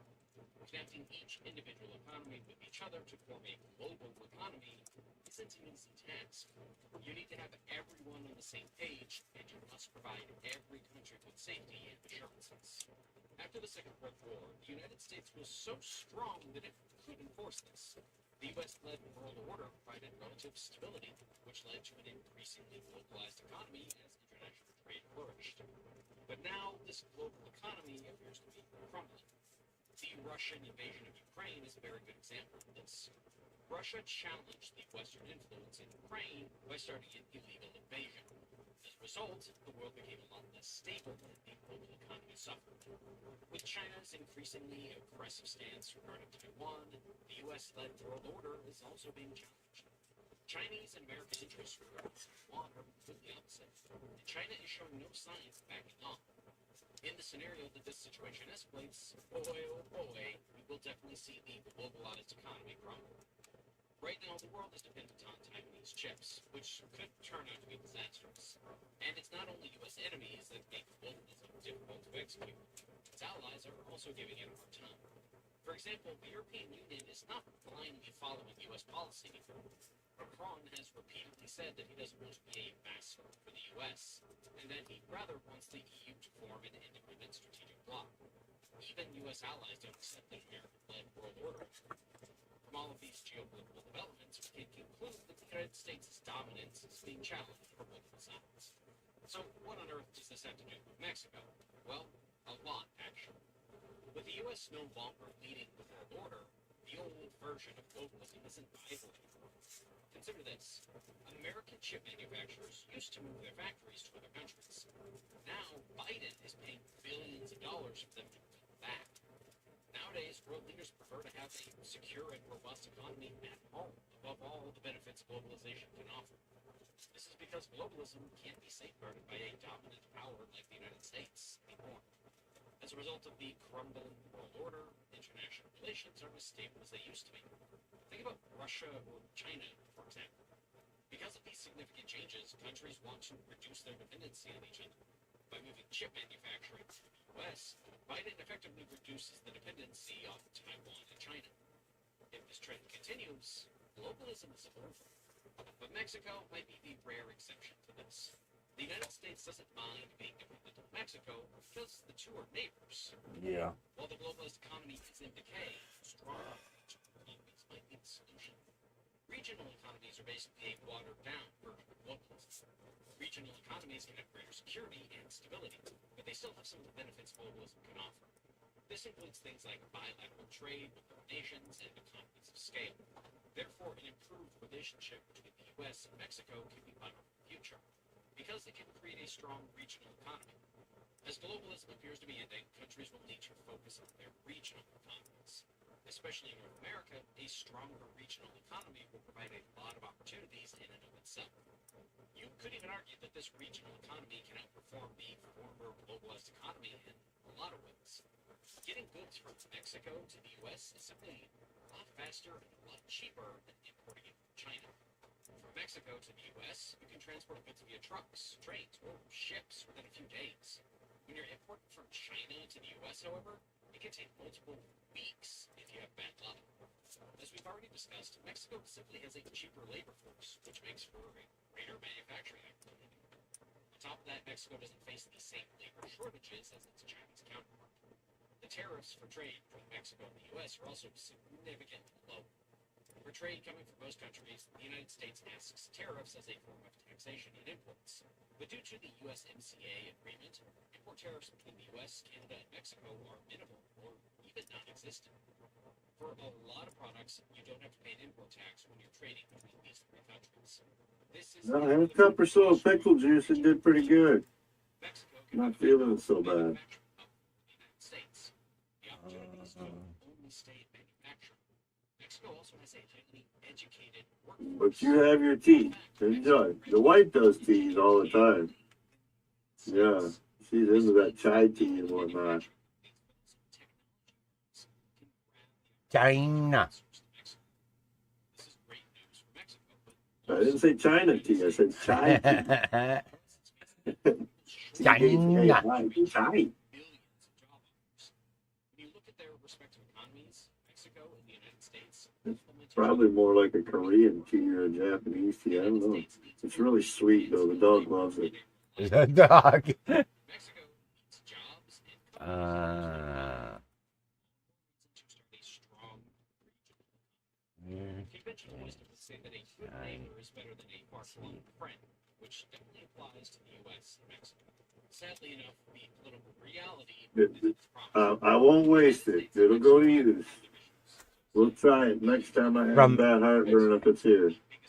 from I'll India. make sure I got the recipe. It's from India.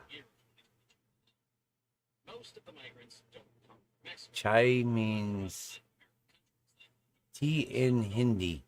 The reason for this massive migration is poverty and crime that many of the failed states in Latin America have failed to solve. Many Latin Americans think that they'll have a better chance in the United She's States. sending me the slippery elm bark as well. What? Slippery elm bark? Is that what you said? That's what I said. Vegan liquid drops. Yep, extract. Celebration herbals, marshmallow leaf, and root organic, and slippery elm bark. What she's sending me. Slippery elm bark. blamed the Mexican government for not doing enough about the illegal migration issue. In turn, the Mexican government blamed him for worsening their mutual relation with the wall. Building a wall isn't good for bilateral trade. As a So yeah, we're gonna try some slippery elm tea magic and see how that works the next time. Then I guess.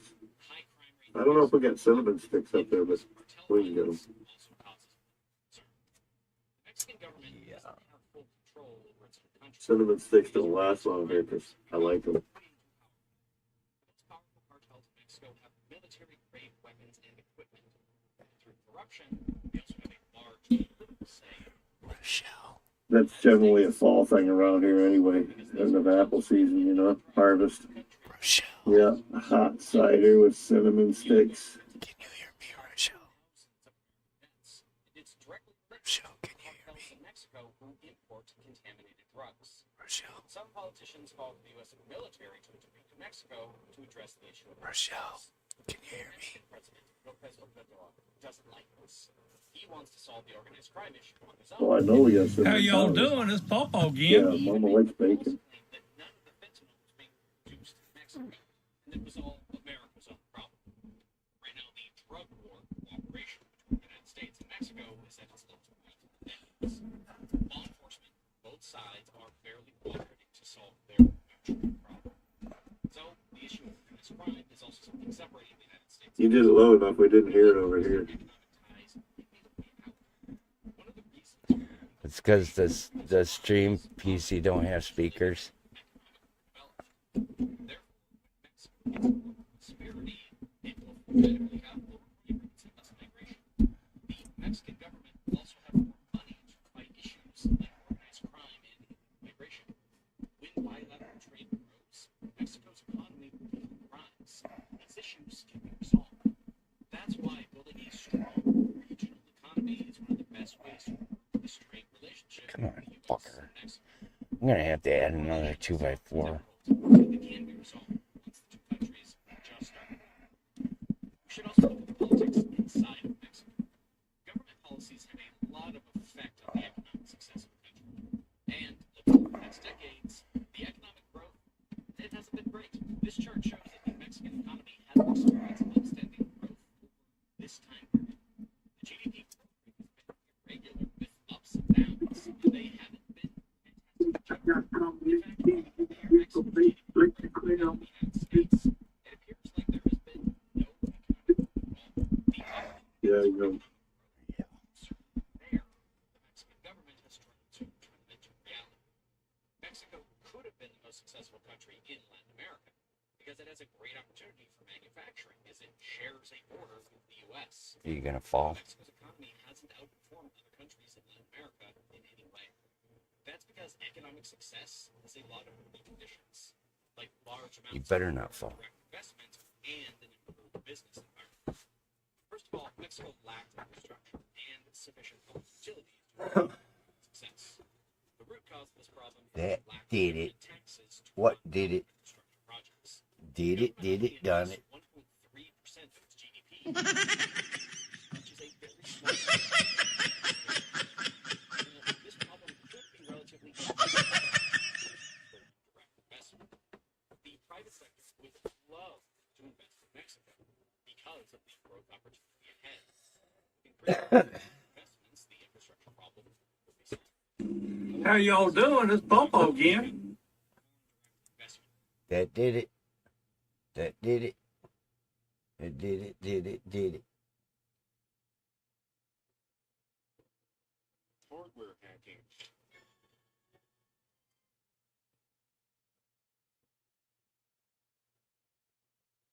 Line of so looks like it's moving. Don't get me wrong, but there's so much westernmost movement inside of the southeastern movement that a lot of these towns are getting.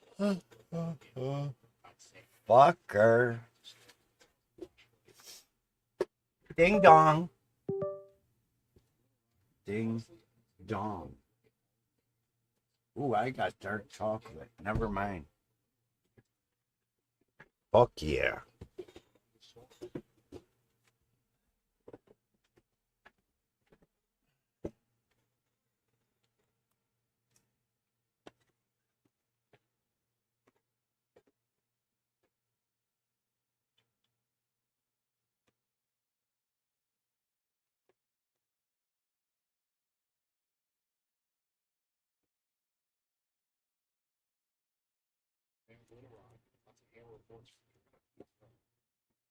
You got candy?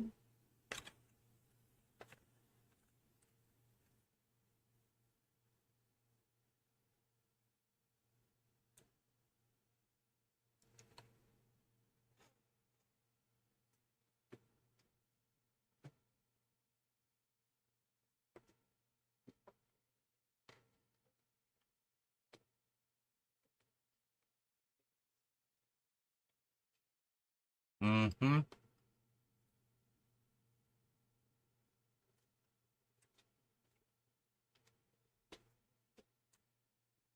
What can you eat?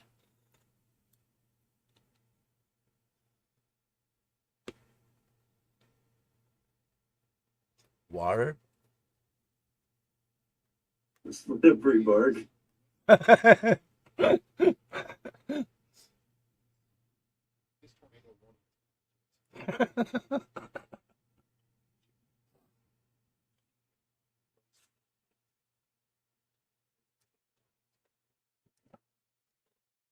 Mm.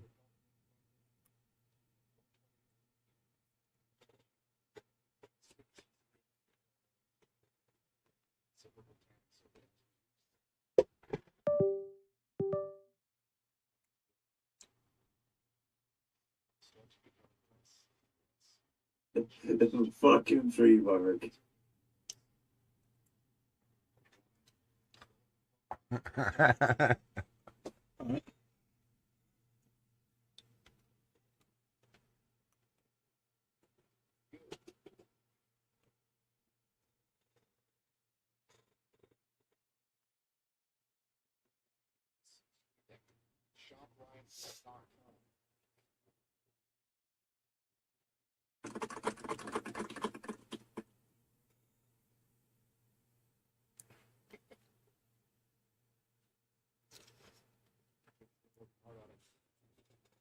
Don't worry, they're almost gone. You won't have to bear it I anymore. like that licorice bites, Sour Patch Kids, and a few of my spiced nuts left.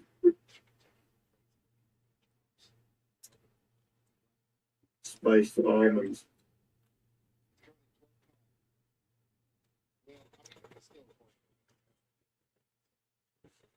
They're like a spiced honey roasted almond. They're good.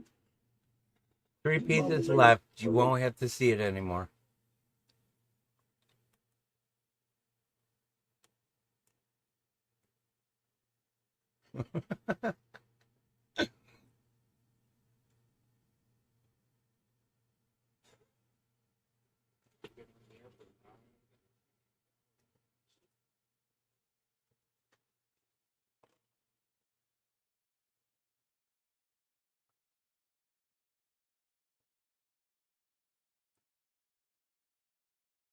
Well, who thought of taking the cocoa bean to turn it into a chocolate puree, even? I mean, you know what I mean? That's some crazy shit. They're like, all right, let's just mash this shit up and mix it up with some other shit. We'll make some kind of fucking funky thing. Yeah. And now it's a delicacy in some places, you know what I mean? Depending on the chocolate and the bean and all this shit. Fuck. There's been big fucking hardcore battles over chocolate etiquette.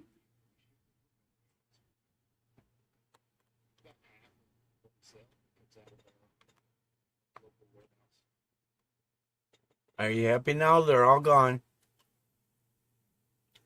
You don't have to watch me.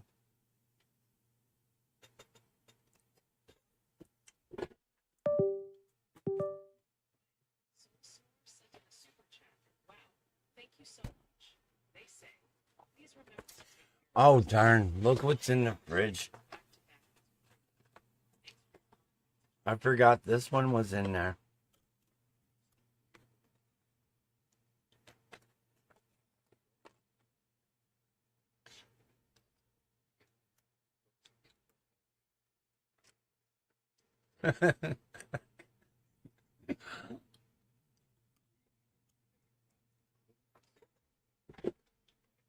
Well, look, now he's got a box of white chocolate.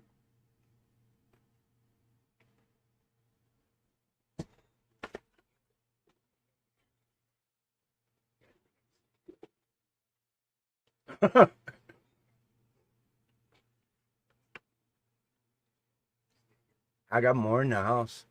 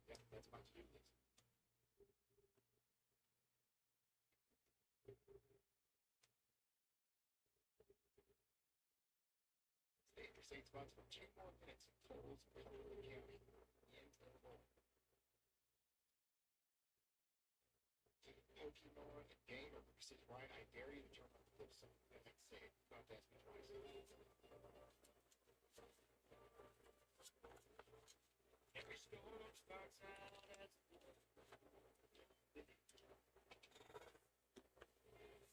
Mm-hmm.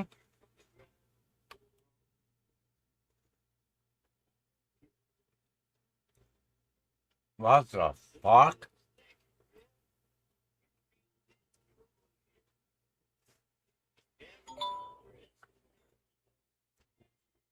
I can't.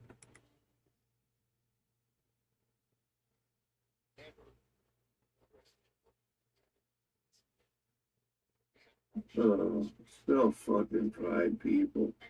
Oh, the Lord will have his day with them. Who the fuck is that?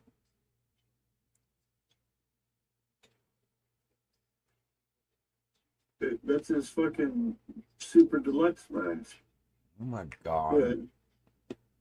Dude, that shit's all over the fucking. I went to a crash sale or fucking cosplay or some shit like that at Comic-Con. And some lady had like 15 of them fuckers printed in fucking different colors and shit. Like, he tries to act like he designed the shit or something. It's like fucking all over the internet and all over the place. Different types and everything. He's just such a fucking fake, man. The people be wanting fucking, hey man, can you print this for me? Yeah, it's like, why? I mean, on his gaming shows and everything, dude, you'll never see his face. When he goes to hit a bong or something like that, he'll go off camera so he can take his mask down to hit it or whatever, and then put his mask back on and blow the smoke back out. Like, oh, really, dude? You got a fucking identity fucking issue, don't you? Anyway, fucking fake fucking people on the internet. That's what it comes down to. You could be anybody out here. Try being real. It helps. Nope.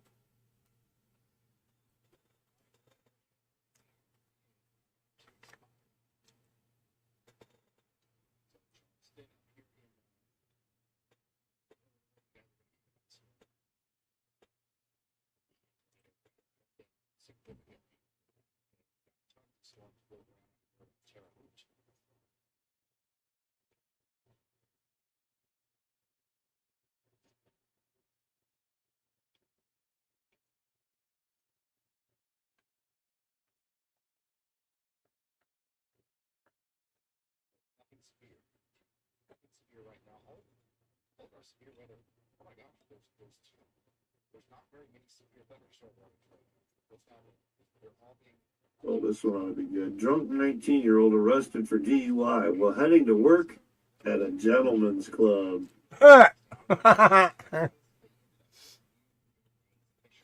She going to work trash, dude. I'm gonna be there all night. All the motherfuckers fucking want to play with my titties and shit. I'm getting drunk. I'm gonna make you right.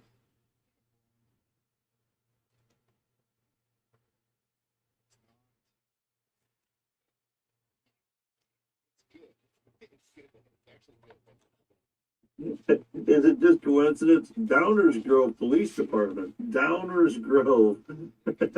She's a real downer, all right.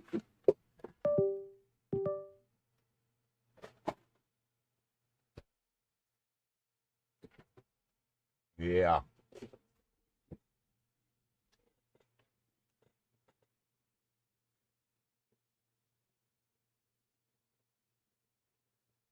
Why, Ro? Being a guy sucks. I mean, we gotta pay for sex. Women get it whenever they want it.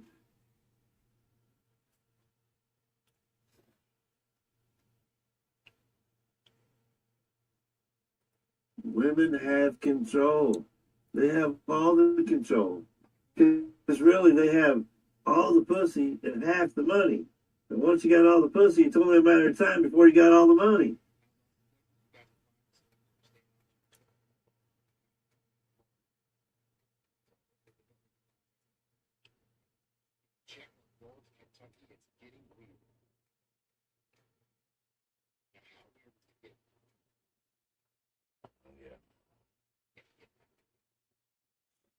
Oh, shit.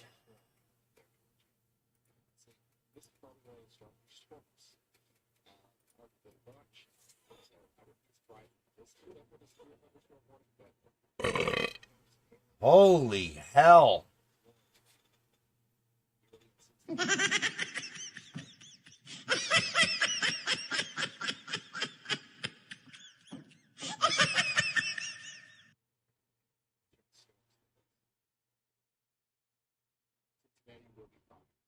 Bro, I want you to look up a comedian, Jay Hickman. Jay space Hickman. Jay Hickman. He is funny as shit. Put a diaper on before you watch them. Yes. Yes, that's the spelling. If you type in Jay Hickman boat ride, you'll die, and you'll follow him from there out. You'll be like, oh my god, I gotta listen more.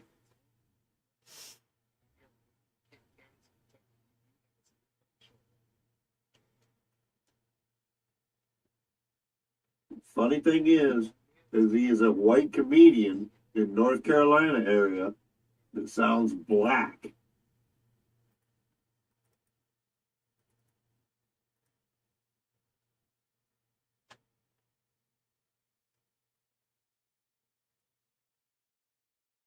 Simone says, well, it's crazy right now. That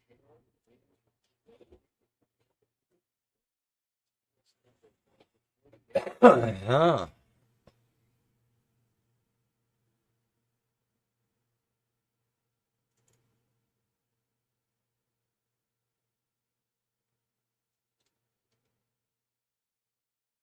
Better keep an eye on the comments.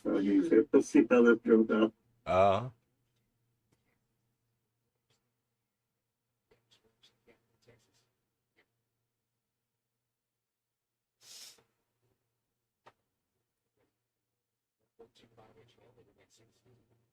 minutes or so, Highway 79. Unfortunately, he's a dead artist now, but that makes him a legend.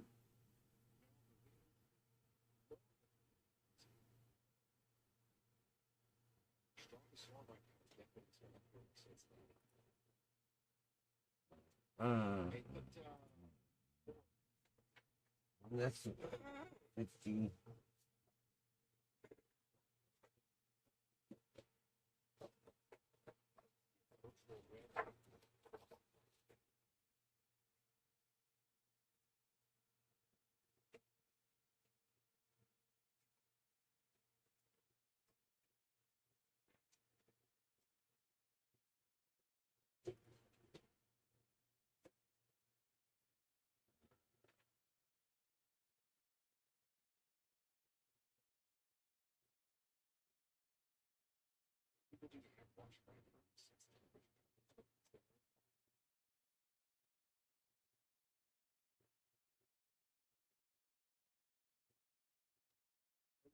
Said the lights were in it. Andy is voting in with the other lights.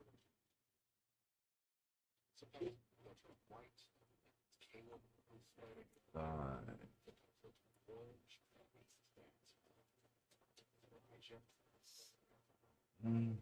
Okay, we got a lot of Cincinnati. You guys are not the other ones in.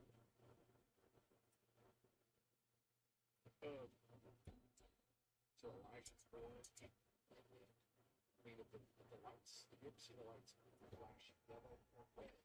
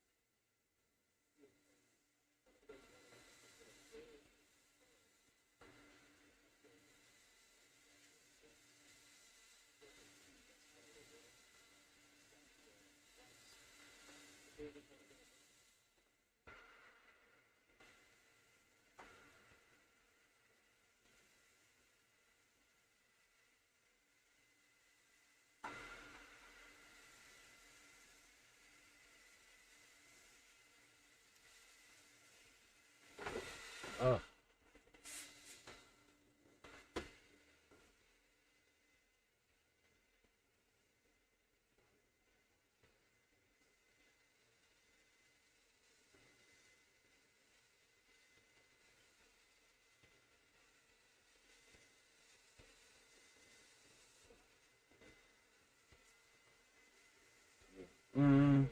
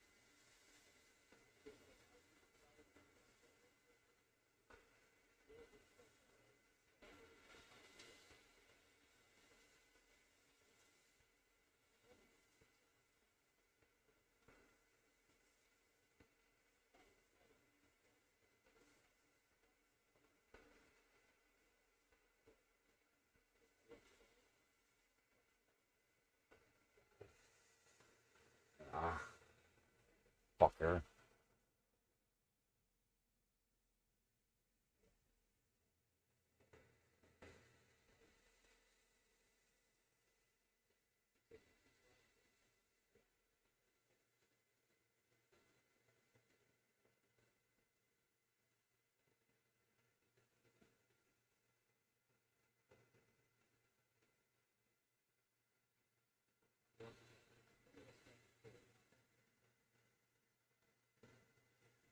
No, I didn't get them. Money she thought ain't been working.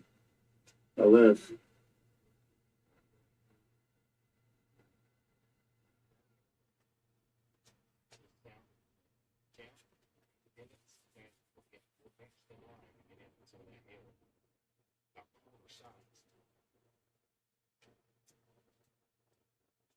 Oh, shit. So unfortunately not working. I'm making minimum payments on credit cards and that's not helping things either. So yeah, I gotta catch shit up. I gotta get back to work.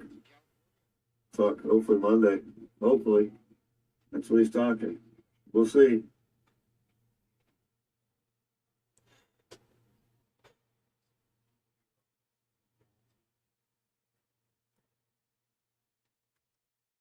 There's a bunch of good concerts me and Mom have been looking at this summer, fucking coming around or whatever that we'd like to go see.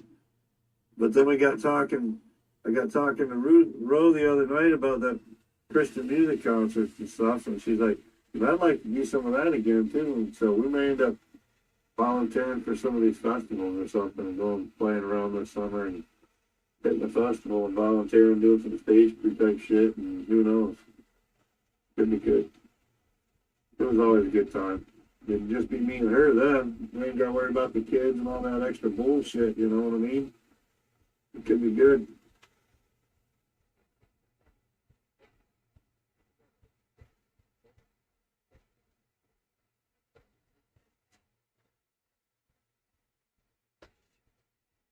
I know Big Ticket Festival is like 4-day or 5-day festival. So I think Big Ticket's 4 days and Unity Festival's 5 days. That's 9 days away from the house. I just gotta make sure the dog's taken care of.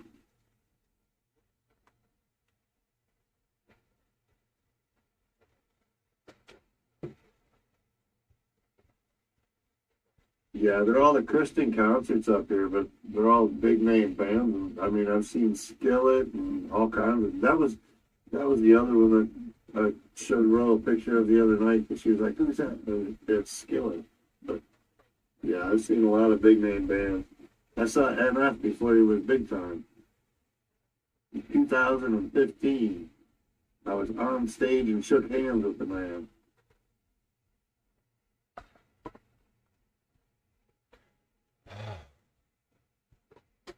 Jeremy Camp, all kinds of them. Yeah, lots of. I probably met 150 artists all told. When I say meet, I mean like actually shook hands and it's like there was a conversation going on. It wasn't this artist meet and greet. Here you go. You stand in line, you get a picture. Thanks for coming. No, it wasn't that.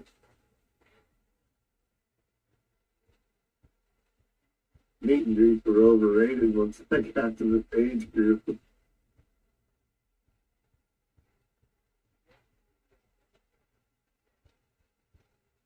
Yeah, I'll carry your guitar for you, sir.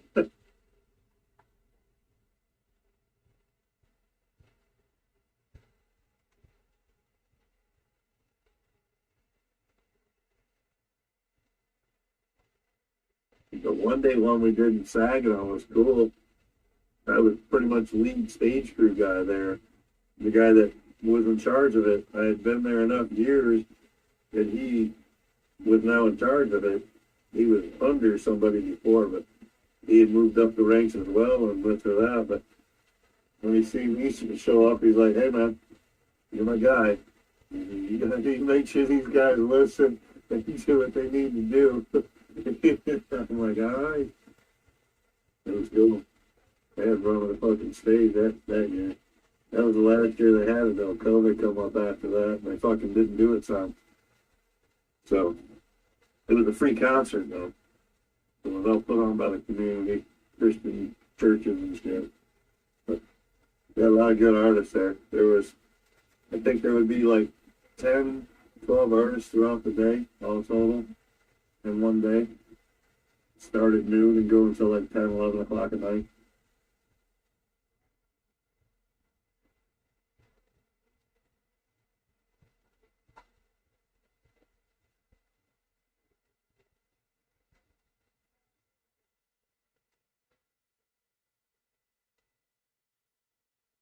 Still got my stage passes and everything.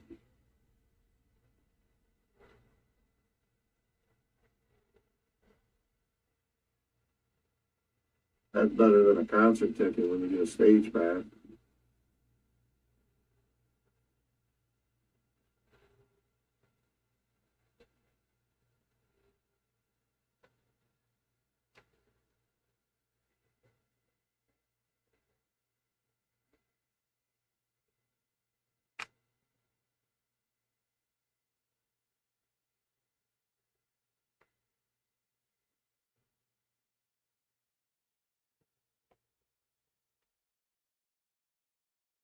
I think Jay Hickman might have killed Roe.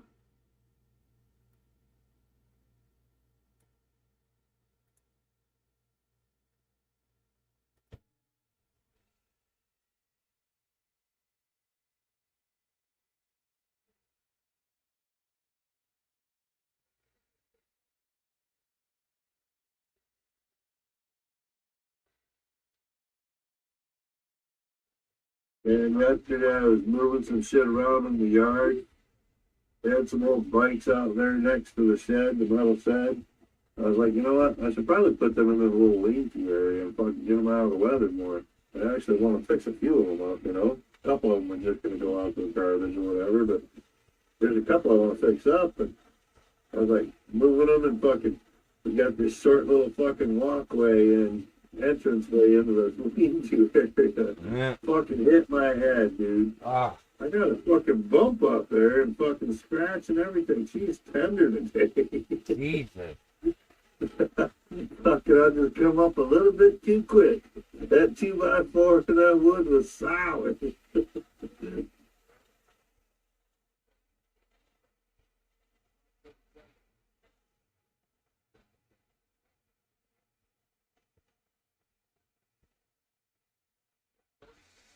Every time I brush my hair, son, I've noticed it. I tell you what, it goes across there like, ow.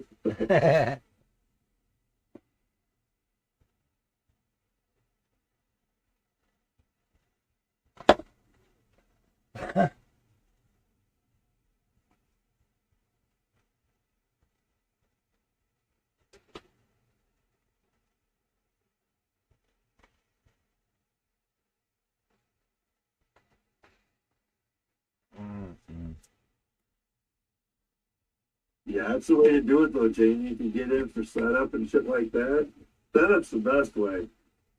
Because if you get in for setup, you get the pre-show as far as sound checks and stuff. You set the stage. Once that's done, you're off for the afternoon. So like 3 o'clock in the afternoon, we get done working the stage or whatever and getting everything set up or whatever. From then on, we've got the rest of the night to go do whatever. So I can actually watch the show I helped set up. Most of the time, like I say, we go back to the tent and just listen to the music. I didn't need all the light show. Some of those bands got too much light show, you know what I mean? But it was cool to listen to the music regardless. Sometimes it was even better to hear on the radio that, you know, out in the outdoors, sound this, that, and the other thing, but most of the time it was pretty good. We had fun. The people were cool. The bands and shit like that are way better, in my opinion, than some of the rock bands and stuff like that you would get into. Just respect and admiration for the people helping.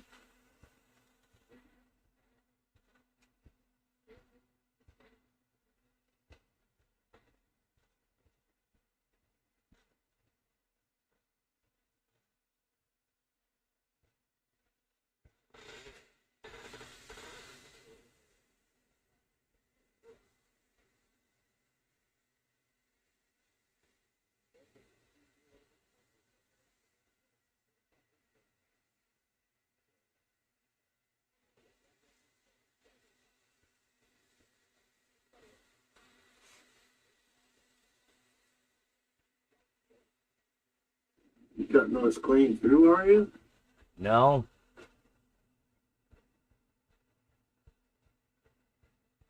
You're holding up the light. I wasn't sure if you were checking to see the cleanness of the cut through or something. Getting, Checking to see how close it was to going through.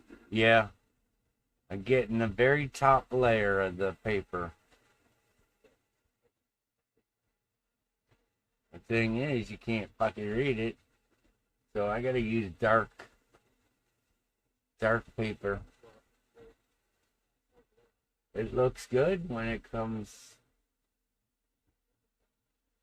Yeah, I can see where color choice would be an advantage. Or Yeah. depending on the card stock, like I've got card stock that mine goes from blue all the way through type thing or whatever, I think. I don't know. I haven't run any. Actually, you know what? I might have to do that. Oh, that looks cool. Yeah, but It you is can't. tough to read with the color, yeah. Yeah, you can't see it. Yeah, dark would definitely be better for that. The one that's coming out looks better. Yeah, The until one that's going off right now looks better. you fucking wipe it. Oh. So it's still got all the soot and Yep. the paper, and then when you wipe it, it goes too clean off. I gotta say, that one looks nice and dark and whatnot compared to the other, but that cardstock that I ran before would go like, it would burn down to a brown in the center. Yeah. So it was only coated on the outsides of it. I don't know if the cardstock I have is the same stuff, and if it would run any different. I haven't run any of it through. I've only been using it for backgrounds and fucking glass so far. Yeah. But the I thing is, bought it so that I had all kinds of colored cardstock. Maybe I should just run a bunch of fucking business cards. I got a template. If I cut them all out, run the fucking face on all of them on the fucking template, yeah. or run out of the paper, and then throw them on the template and run the back sides of them to do the fucking QR codes, I can blast through a bunch of them, I bet. Really easy. To realign them for the second half, you know what I mean? Yeah. Do the first half one way, do the second half a different way. So you can use the full sheet of paper, I mean.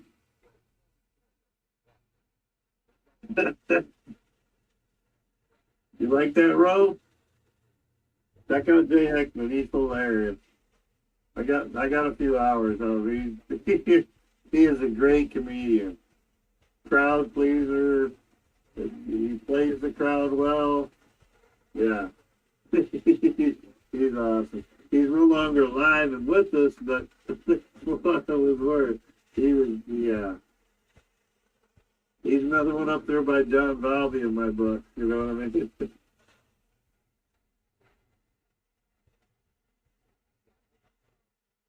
I mean, you get Rodney Carrington and Ron White and these or that, you know, rednecks or this or that.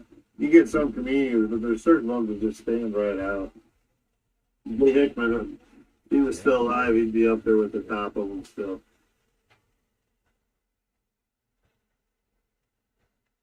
Oh.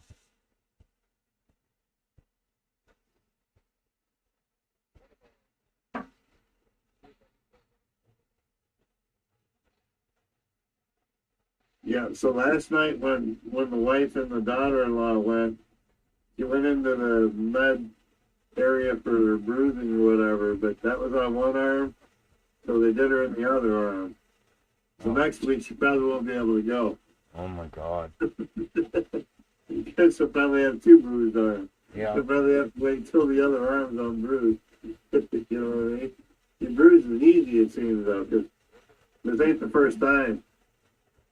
She gets bruised up enough that, you see, they had to stop going for like 6 weeks or something like that.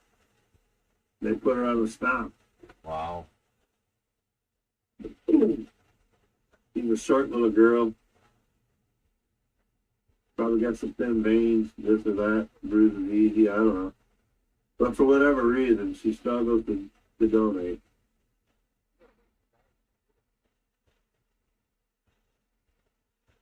I think Renee's only been turned away maybe 4 times total so far. She's been doing it for like a year and a half.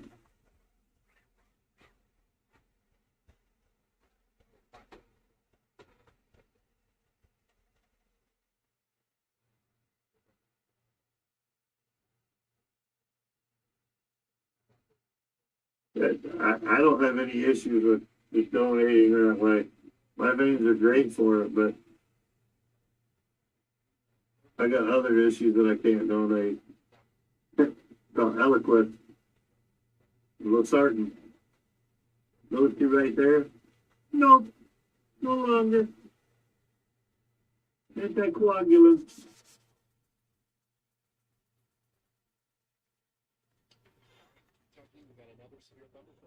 No longer allowed to donate. I'm on thinners.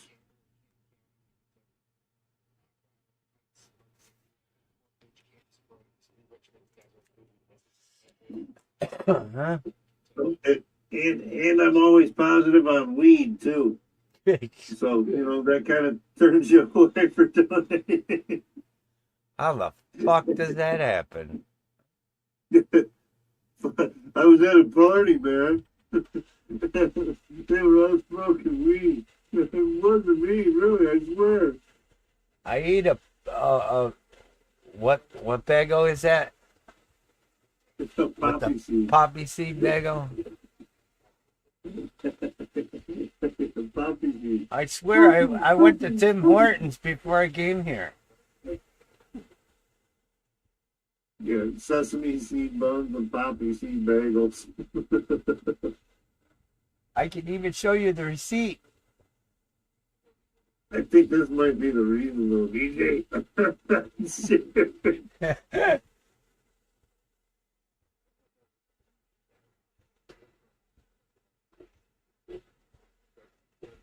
Or on a Autoimmune.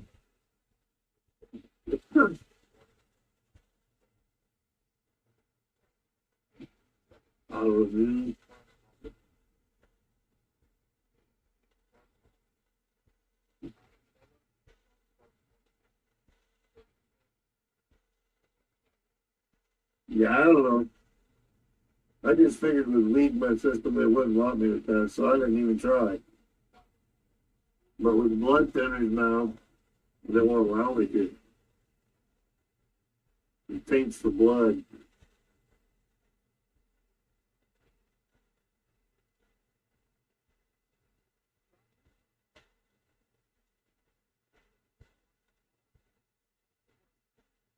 Back when I was donating, I was doing stupid shit though. I was donating so I could get money to go do other shit. Donate for 25, 30 bucks and drive fucking $15 worth of gas out of your fucking car to go get something.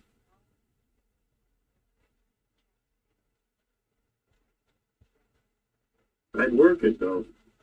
I'd make sure people were along for the ride so that, you know, there was more support system. I wasn't a dumb user. I'd work it so I'd be out all night. I'd make sure there was backers.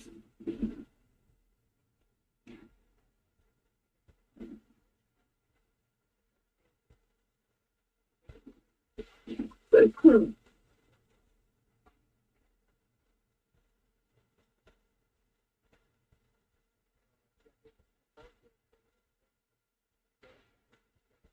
Alright, that's what it's my but Yep.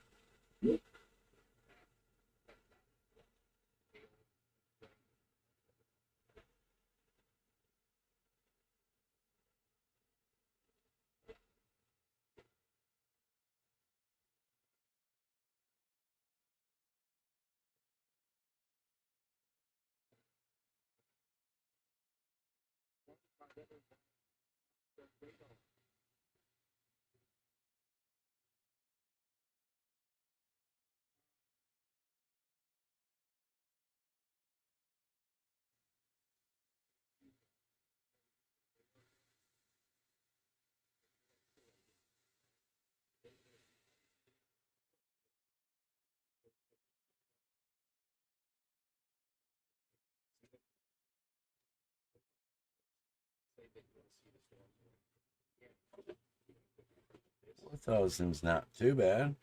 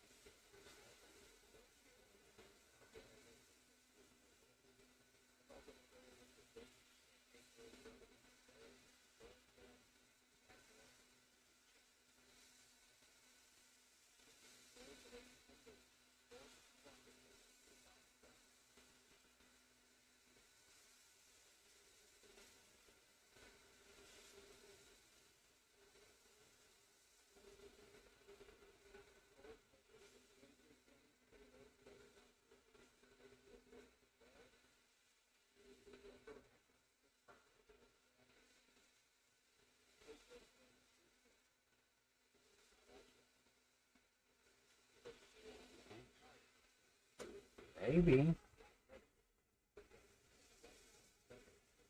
Maybe. How y'all doing? It's Papa again.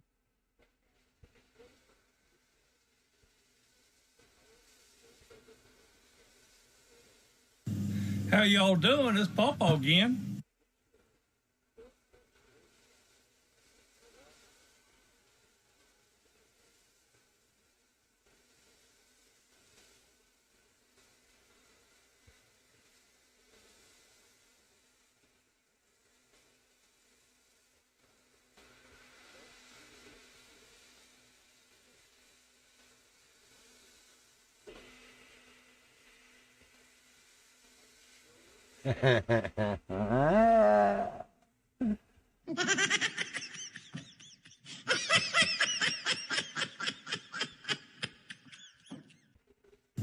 How y'all doing? It's Papa again.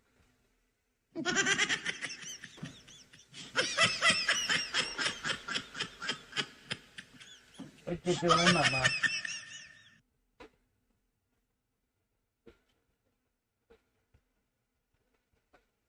Yeah, I think I'm calling it soon, too.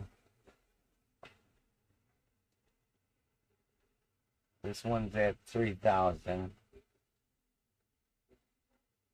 See what it looks like. I wish they would start. Did you see that? I got my Carl pants on tonight. Oh my God, do you? What the Yeah, fuck? Holy my shit, bananas, hands off. dude! Hands off, my bananas. You gotta engrave them. Yeah, I gotta engrave these, right? Put my hands off all over them.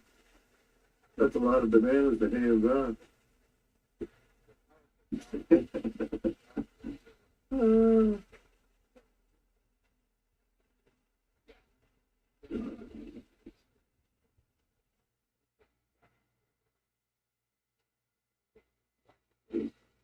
Almost sleep.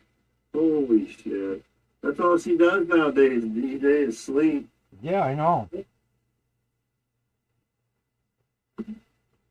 And bitch about Mike not making enough money.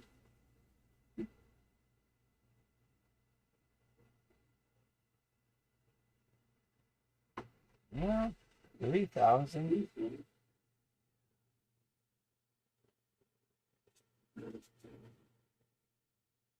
What's the percentage? 3,000 at 100. Holy shit, there we are. He's happy. He's back at 100% power. I don't know if we should try 2,000 or what. 2,000 might go through it.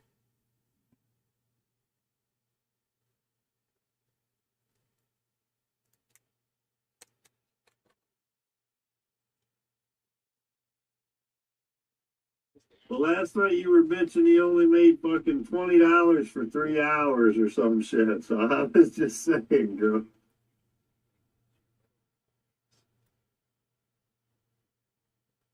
I'd be questioning my thinking too, though, at $20 for 3 hours. We'll try 2,000. That's when you have the gas in on that. Starts a fire. We're gonna kill it.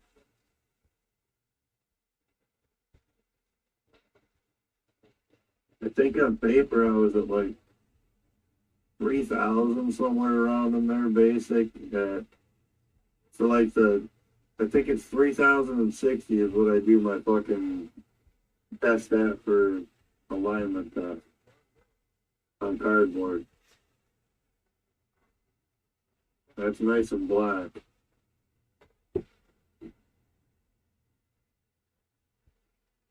But that's cardboard. Yeah.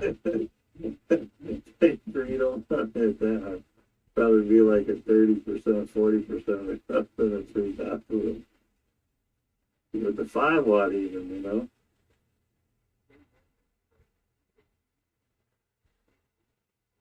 I don't know. What do you think about this one?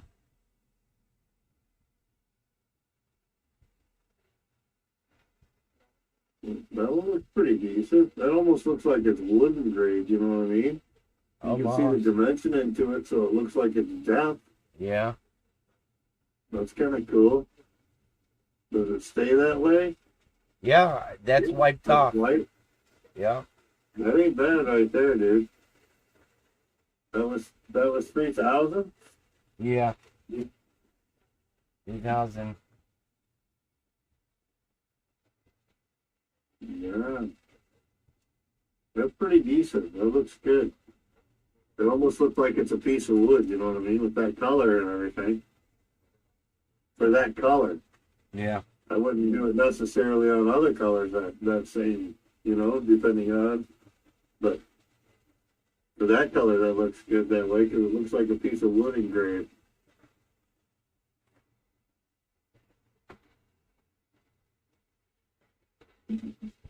Just for the hell of it, we tried 2,000.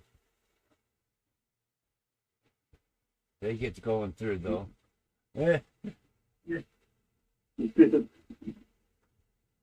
I reckon. I'm seeing flash underneath. Yep.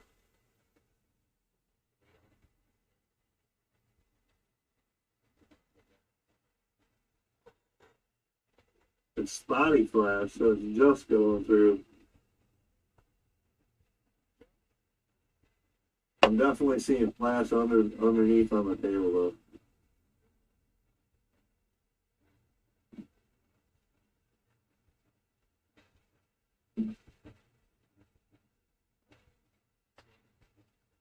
I don't know, mine ain't been on all day.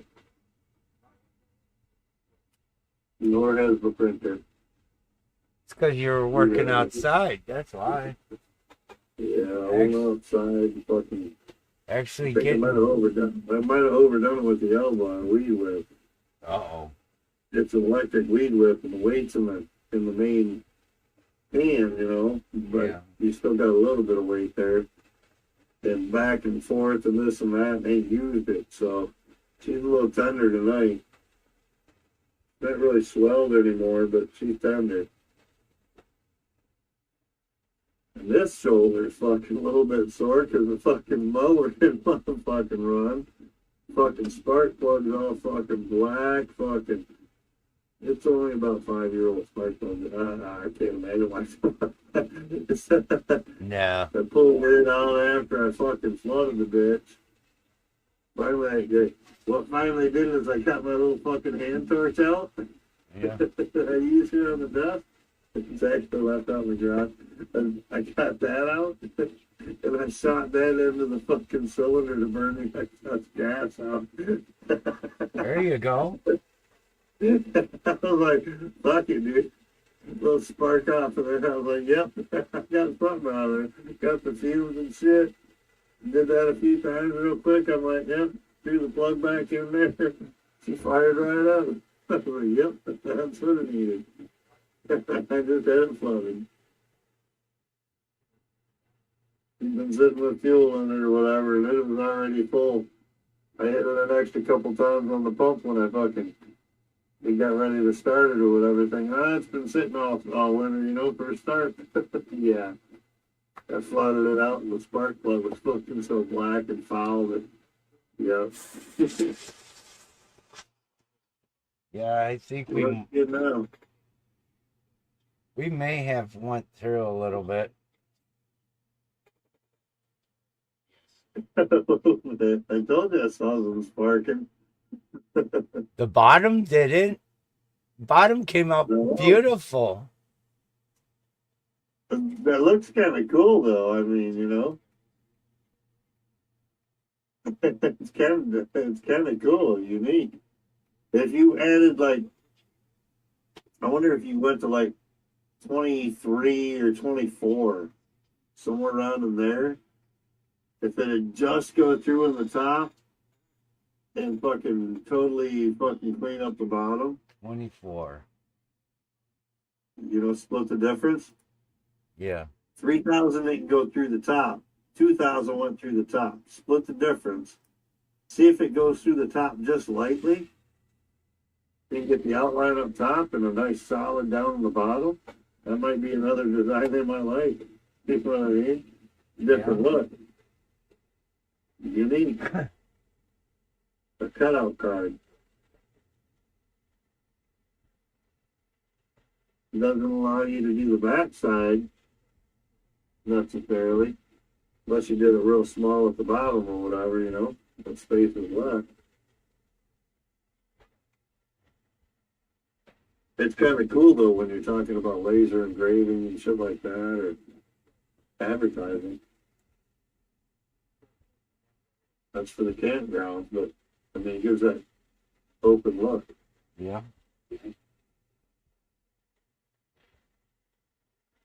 Kind of unique. They're going to be more brittle and easier to tear or whatever, but.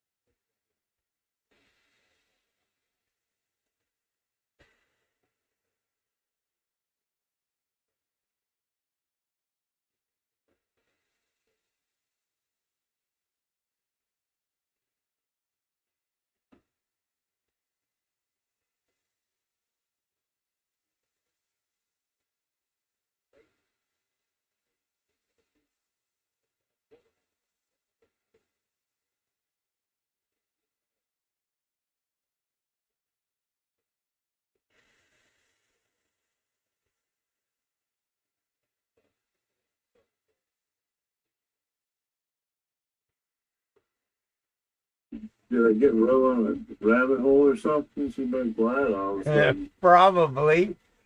She's gonna swim the water. she's gonna binge watch.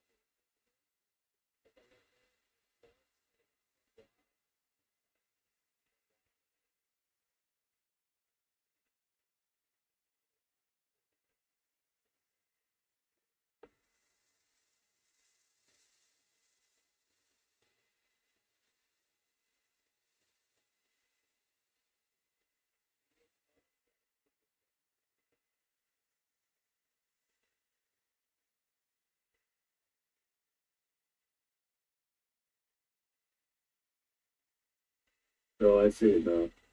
She said night, y'all. Alright. Oh.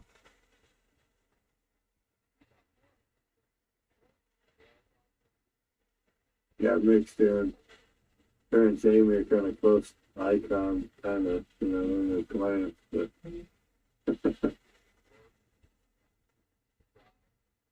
maybe it's 5, I don't know.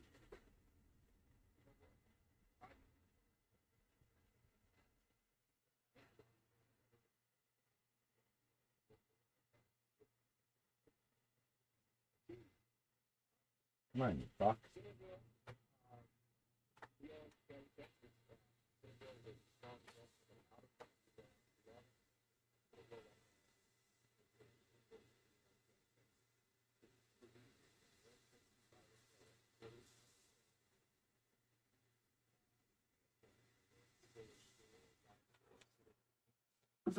I see it, Jamie. I see it. I scrolled up.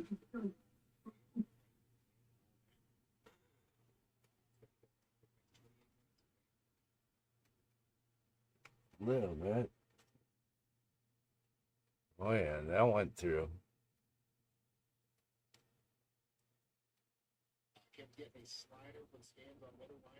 You got to quit yelling at me though, Jamie, because we lost numbers. You yelled at me, and now like we're down 2 numbers.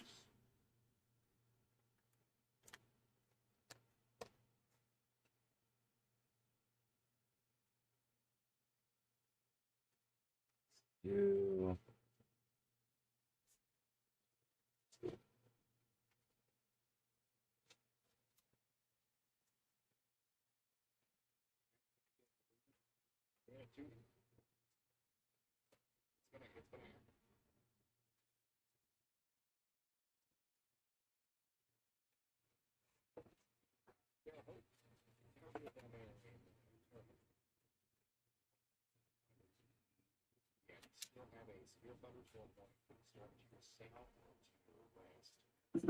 Seems how you're only running one laser these days. You think you could add me a dab button over there or what, dude?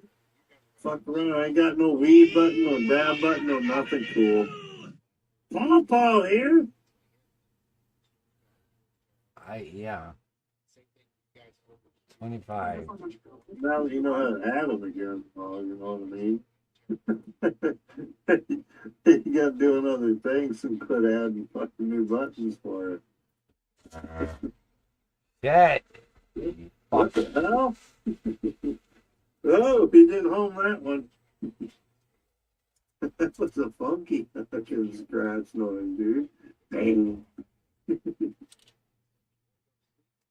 Getting tired.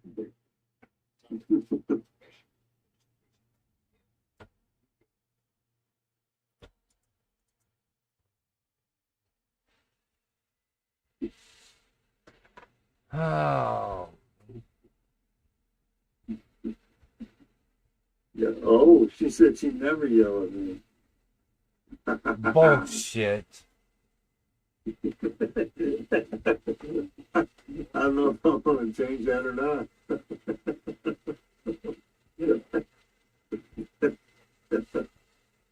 sounds like a challenge almost, you know what I mean?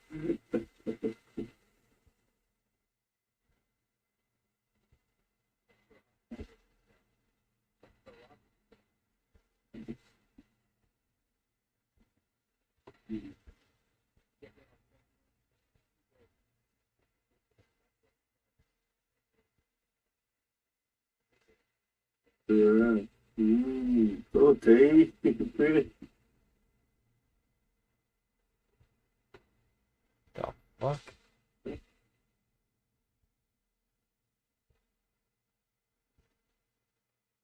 Well, that's the, oh,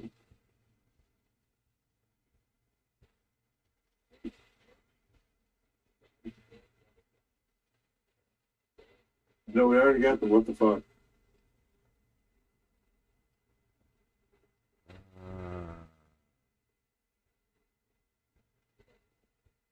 If I knew how to add them and could do it myself, I would. Like, Do soundboard.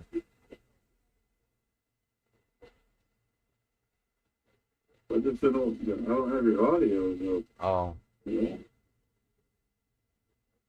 I can't even find it. Where the fuck is it?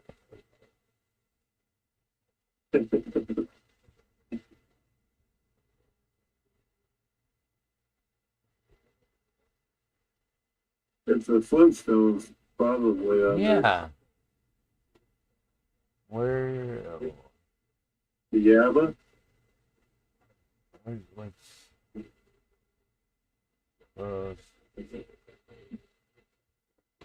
I mean. Oh wait. Yeah. mm.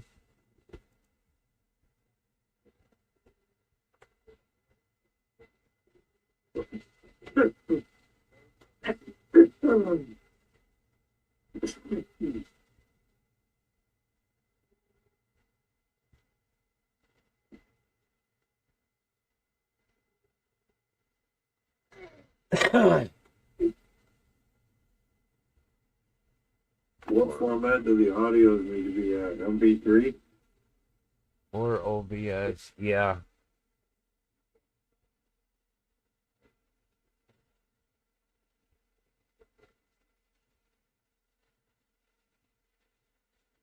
No.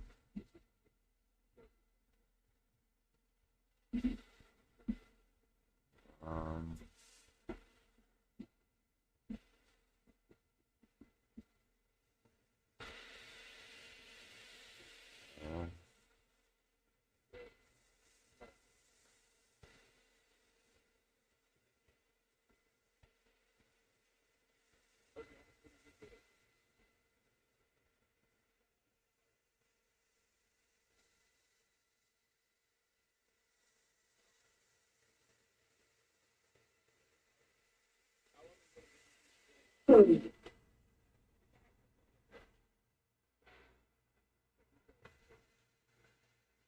Fuck, where'd it go?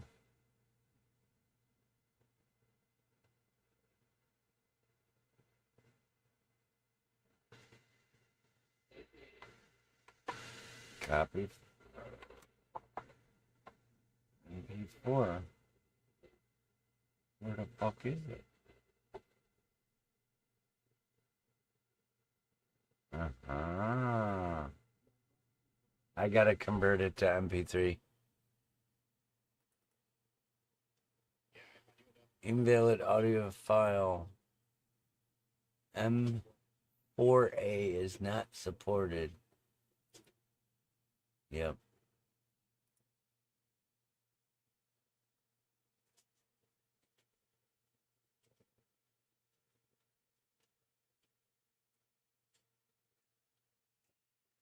Back in the day, we always used Audacity because it was like the whole program, but it fucking allowed you to do clips and shit out of files and whatnot, Yeah. and to put them into the MP3 or WAV format or whatever.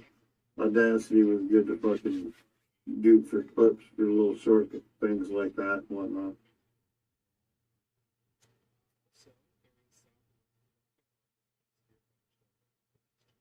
Before that, we always used Winamp. Winamp is fucking still Oh fucking my going God. strong here. I used to I use just don't that. like having the whole media player and whatnot. I always fucking threw my shit into Windows Media Player because most of the shit that I had when they upgraded Windows started fucking not being able to be used because of audio fucking copyrights and this and that. So I quit using it at that point. But now they're fucking allowing more shit if you've got it downloaded and whatnot. I can play all my audio files now again. So getting nice. Yeah. I only got like 100 gigabyte or so of fucking audio fucking stored.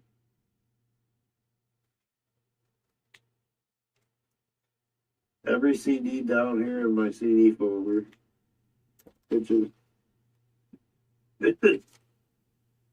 that's all fucking compact discs.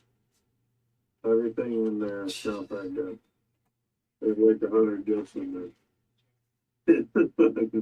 Everything of that's on my fucking files. Everything I've downloaded for fucking audio is on my files. I got discographies fucking that I downloaded from. I got a music. I don't even know. It's crazy how many files I got. My music folder looking How y'all doing? It's Pawpaw again. All right, fucker, I'm going to bed. I at. got Okay. fucking Let's tons go. tons of shit to do tomorrow. Look, it's that fucking 48 gigabyte and still going What of music. Just the music folder. Out of 80 gig of fucking music. 80 gigabyte of music in my fucking computer. Gig. Yeah. That's 8,000. Yeah, anyway. I got something to do. Later, bro. today, yesterday? I'm just watching some videos. Probably go to bed myself. Fuck. Tomorrow's a rain day, so I ain't got shit going on. Oh, I doubt I'll be up in the morning. Just saying. I need to, but we'll see. See how late I stay up playing. Yeah, I don't know. Been one of them days. I don't know if you could see It was that. nice out. I wanted to get out and I couldn't do shit. That's what I did today. What? The Hey. floor? Paneling. Oh, paneling. Put up that fake shit? Yep. That doesn't look bad, though. That looks pretty cool. First time, dude. Well, it ain't too bad. Some fucking crazy looking paneling and shit, dude. Send me that pic in my DMs, my regular message. First I have to Oh, do this. that's on a different phone. That's right. Yeah, it's a work. Yeah, that's the work one. Don't worry about it. Hang on. I can say that looks pretty good, though, man. I like that designing and Sure. little offset type coloring and shit into the fucking panel.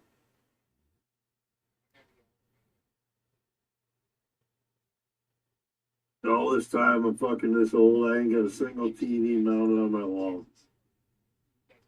There's so many monitors and TVs in this house, not one single thing is mounted on the wall. Yeah. I don't know. Need to give it the program. See. I need to keep up with the Joneses, bro. I need to get that shit mounted on my walls, bro. I mean, even DJ's got put mounted on the wall in his shed. Fuck, dude. I'm so far behind. And you know what's crazy? I've got 2 or 3 mounts around here right now that'll fit a 32 up to I think 62 Jesus. on one of them. But I got enough mounts I can mount. I could probably mount my 65 on the fucking wall if I really wanted to. Not that there's any need. It takes up the whole fucking wall. It's on the stand. Go in the general. I got to get some white caulk for the corners of the molding. The corner round. Oh, that's good, dude. The shitboard up the side, kind of fucking. Is that laminate up the sidewall over there, like a wallpaper? Yeah.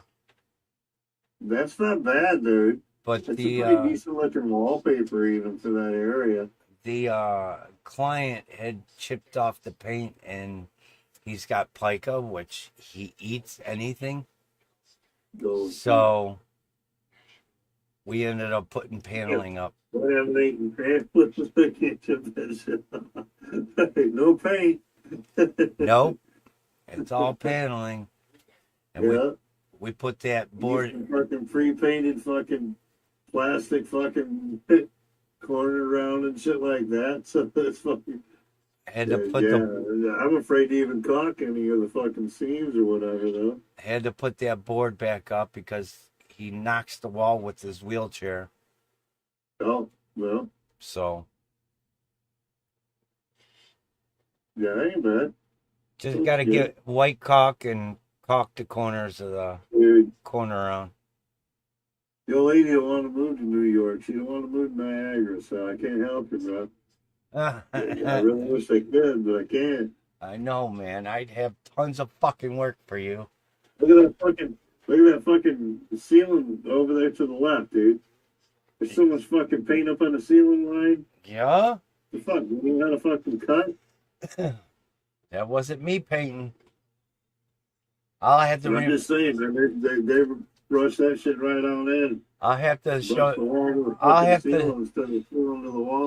have to show you one of my paint jobs.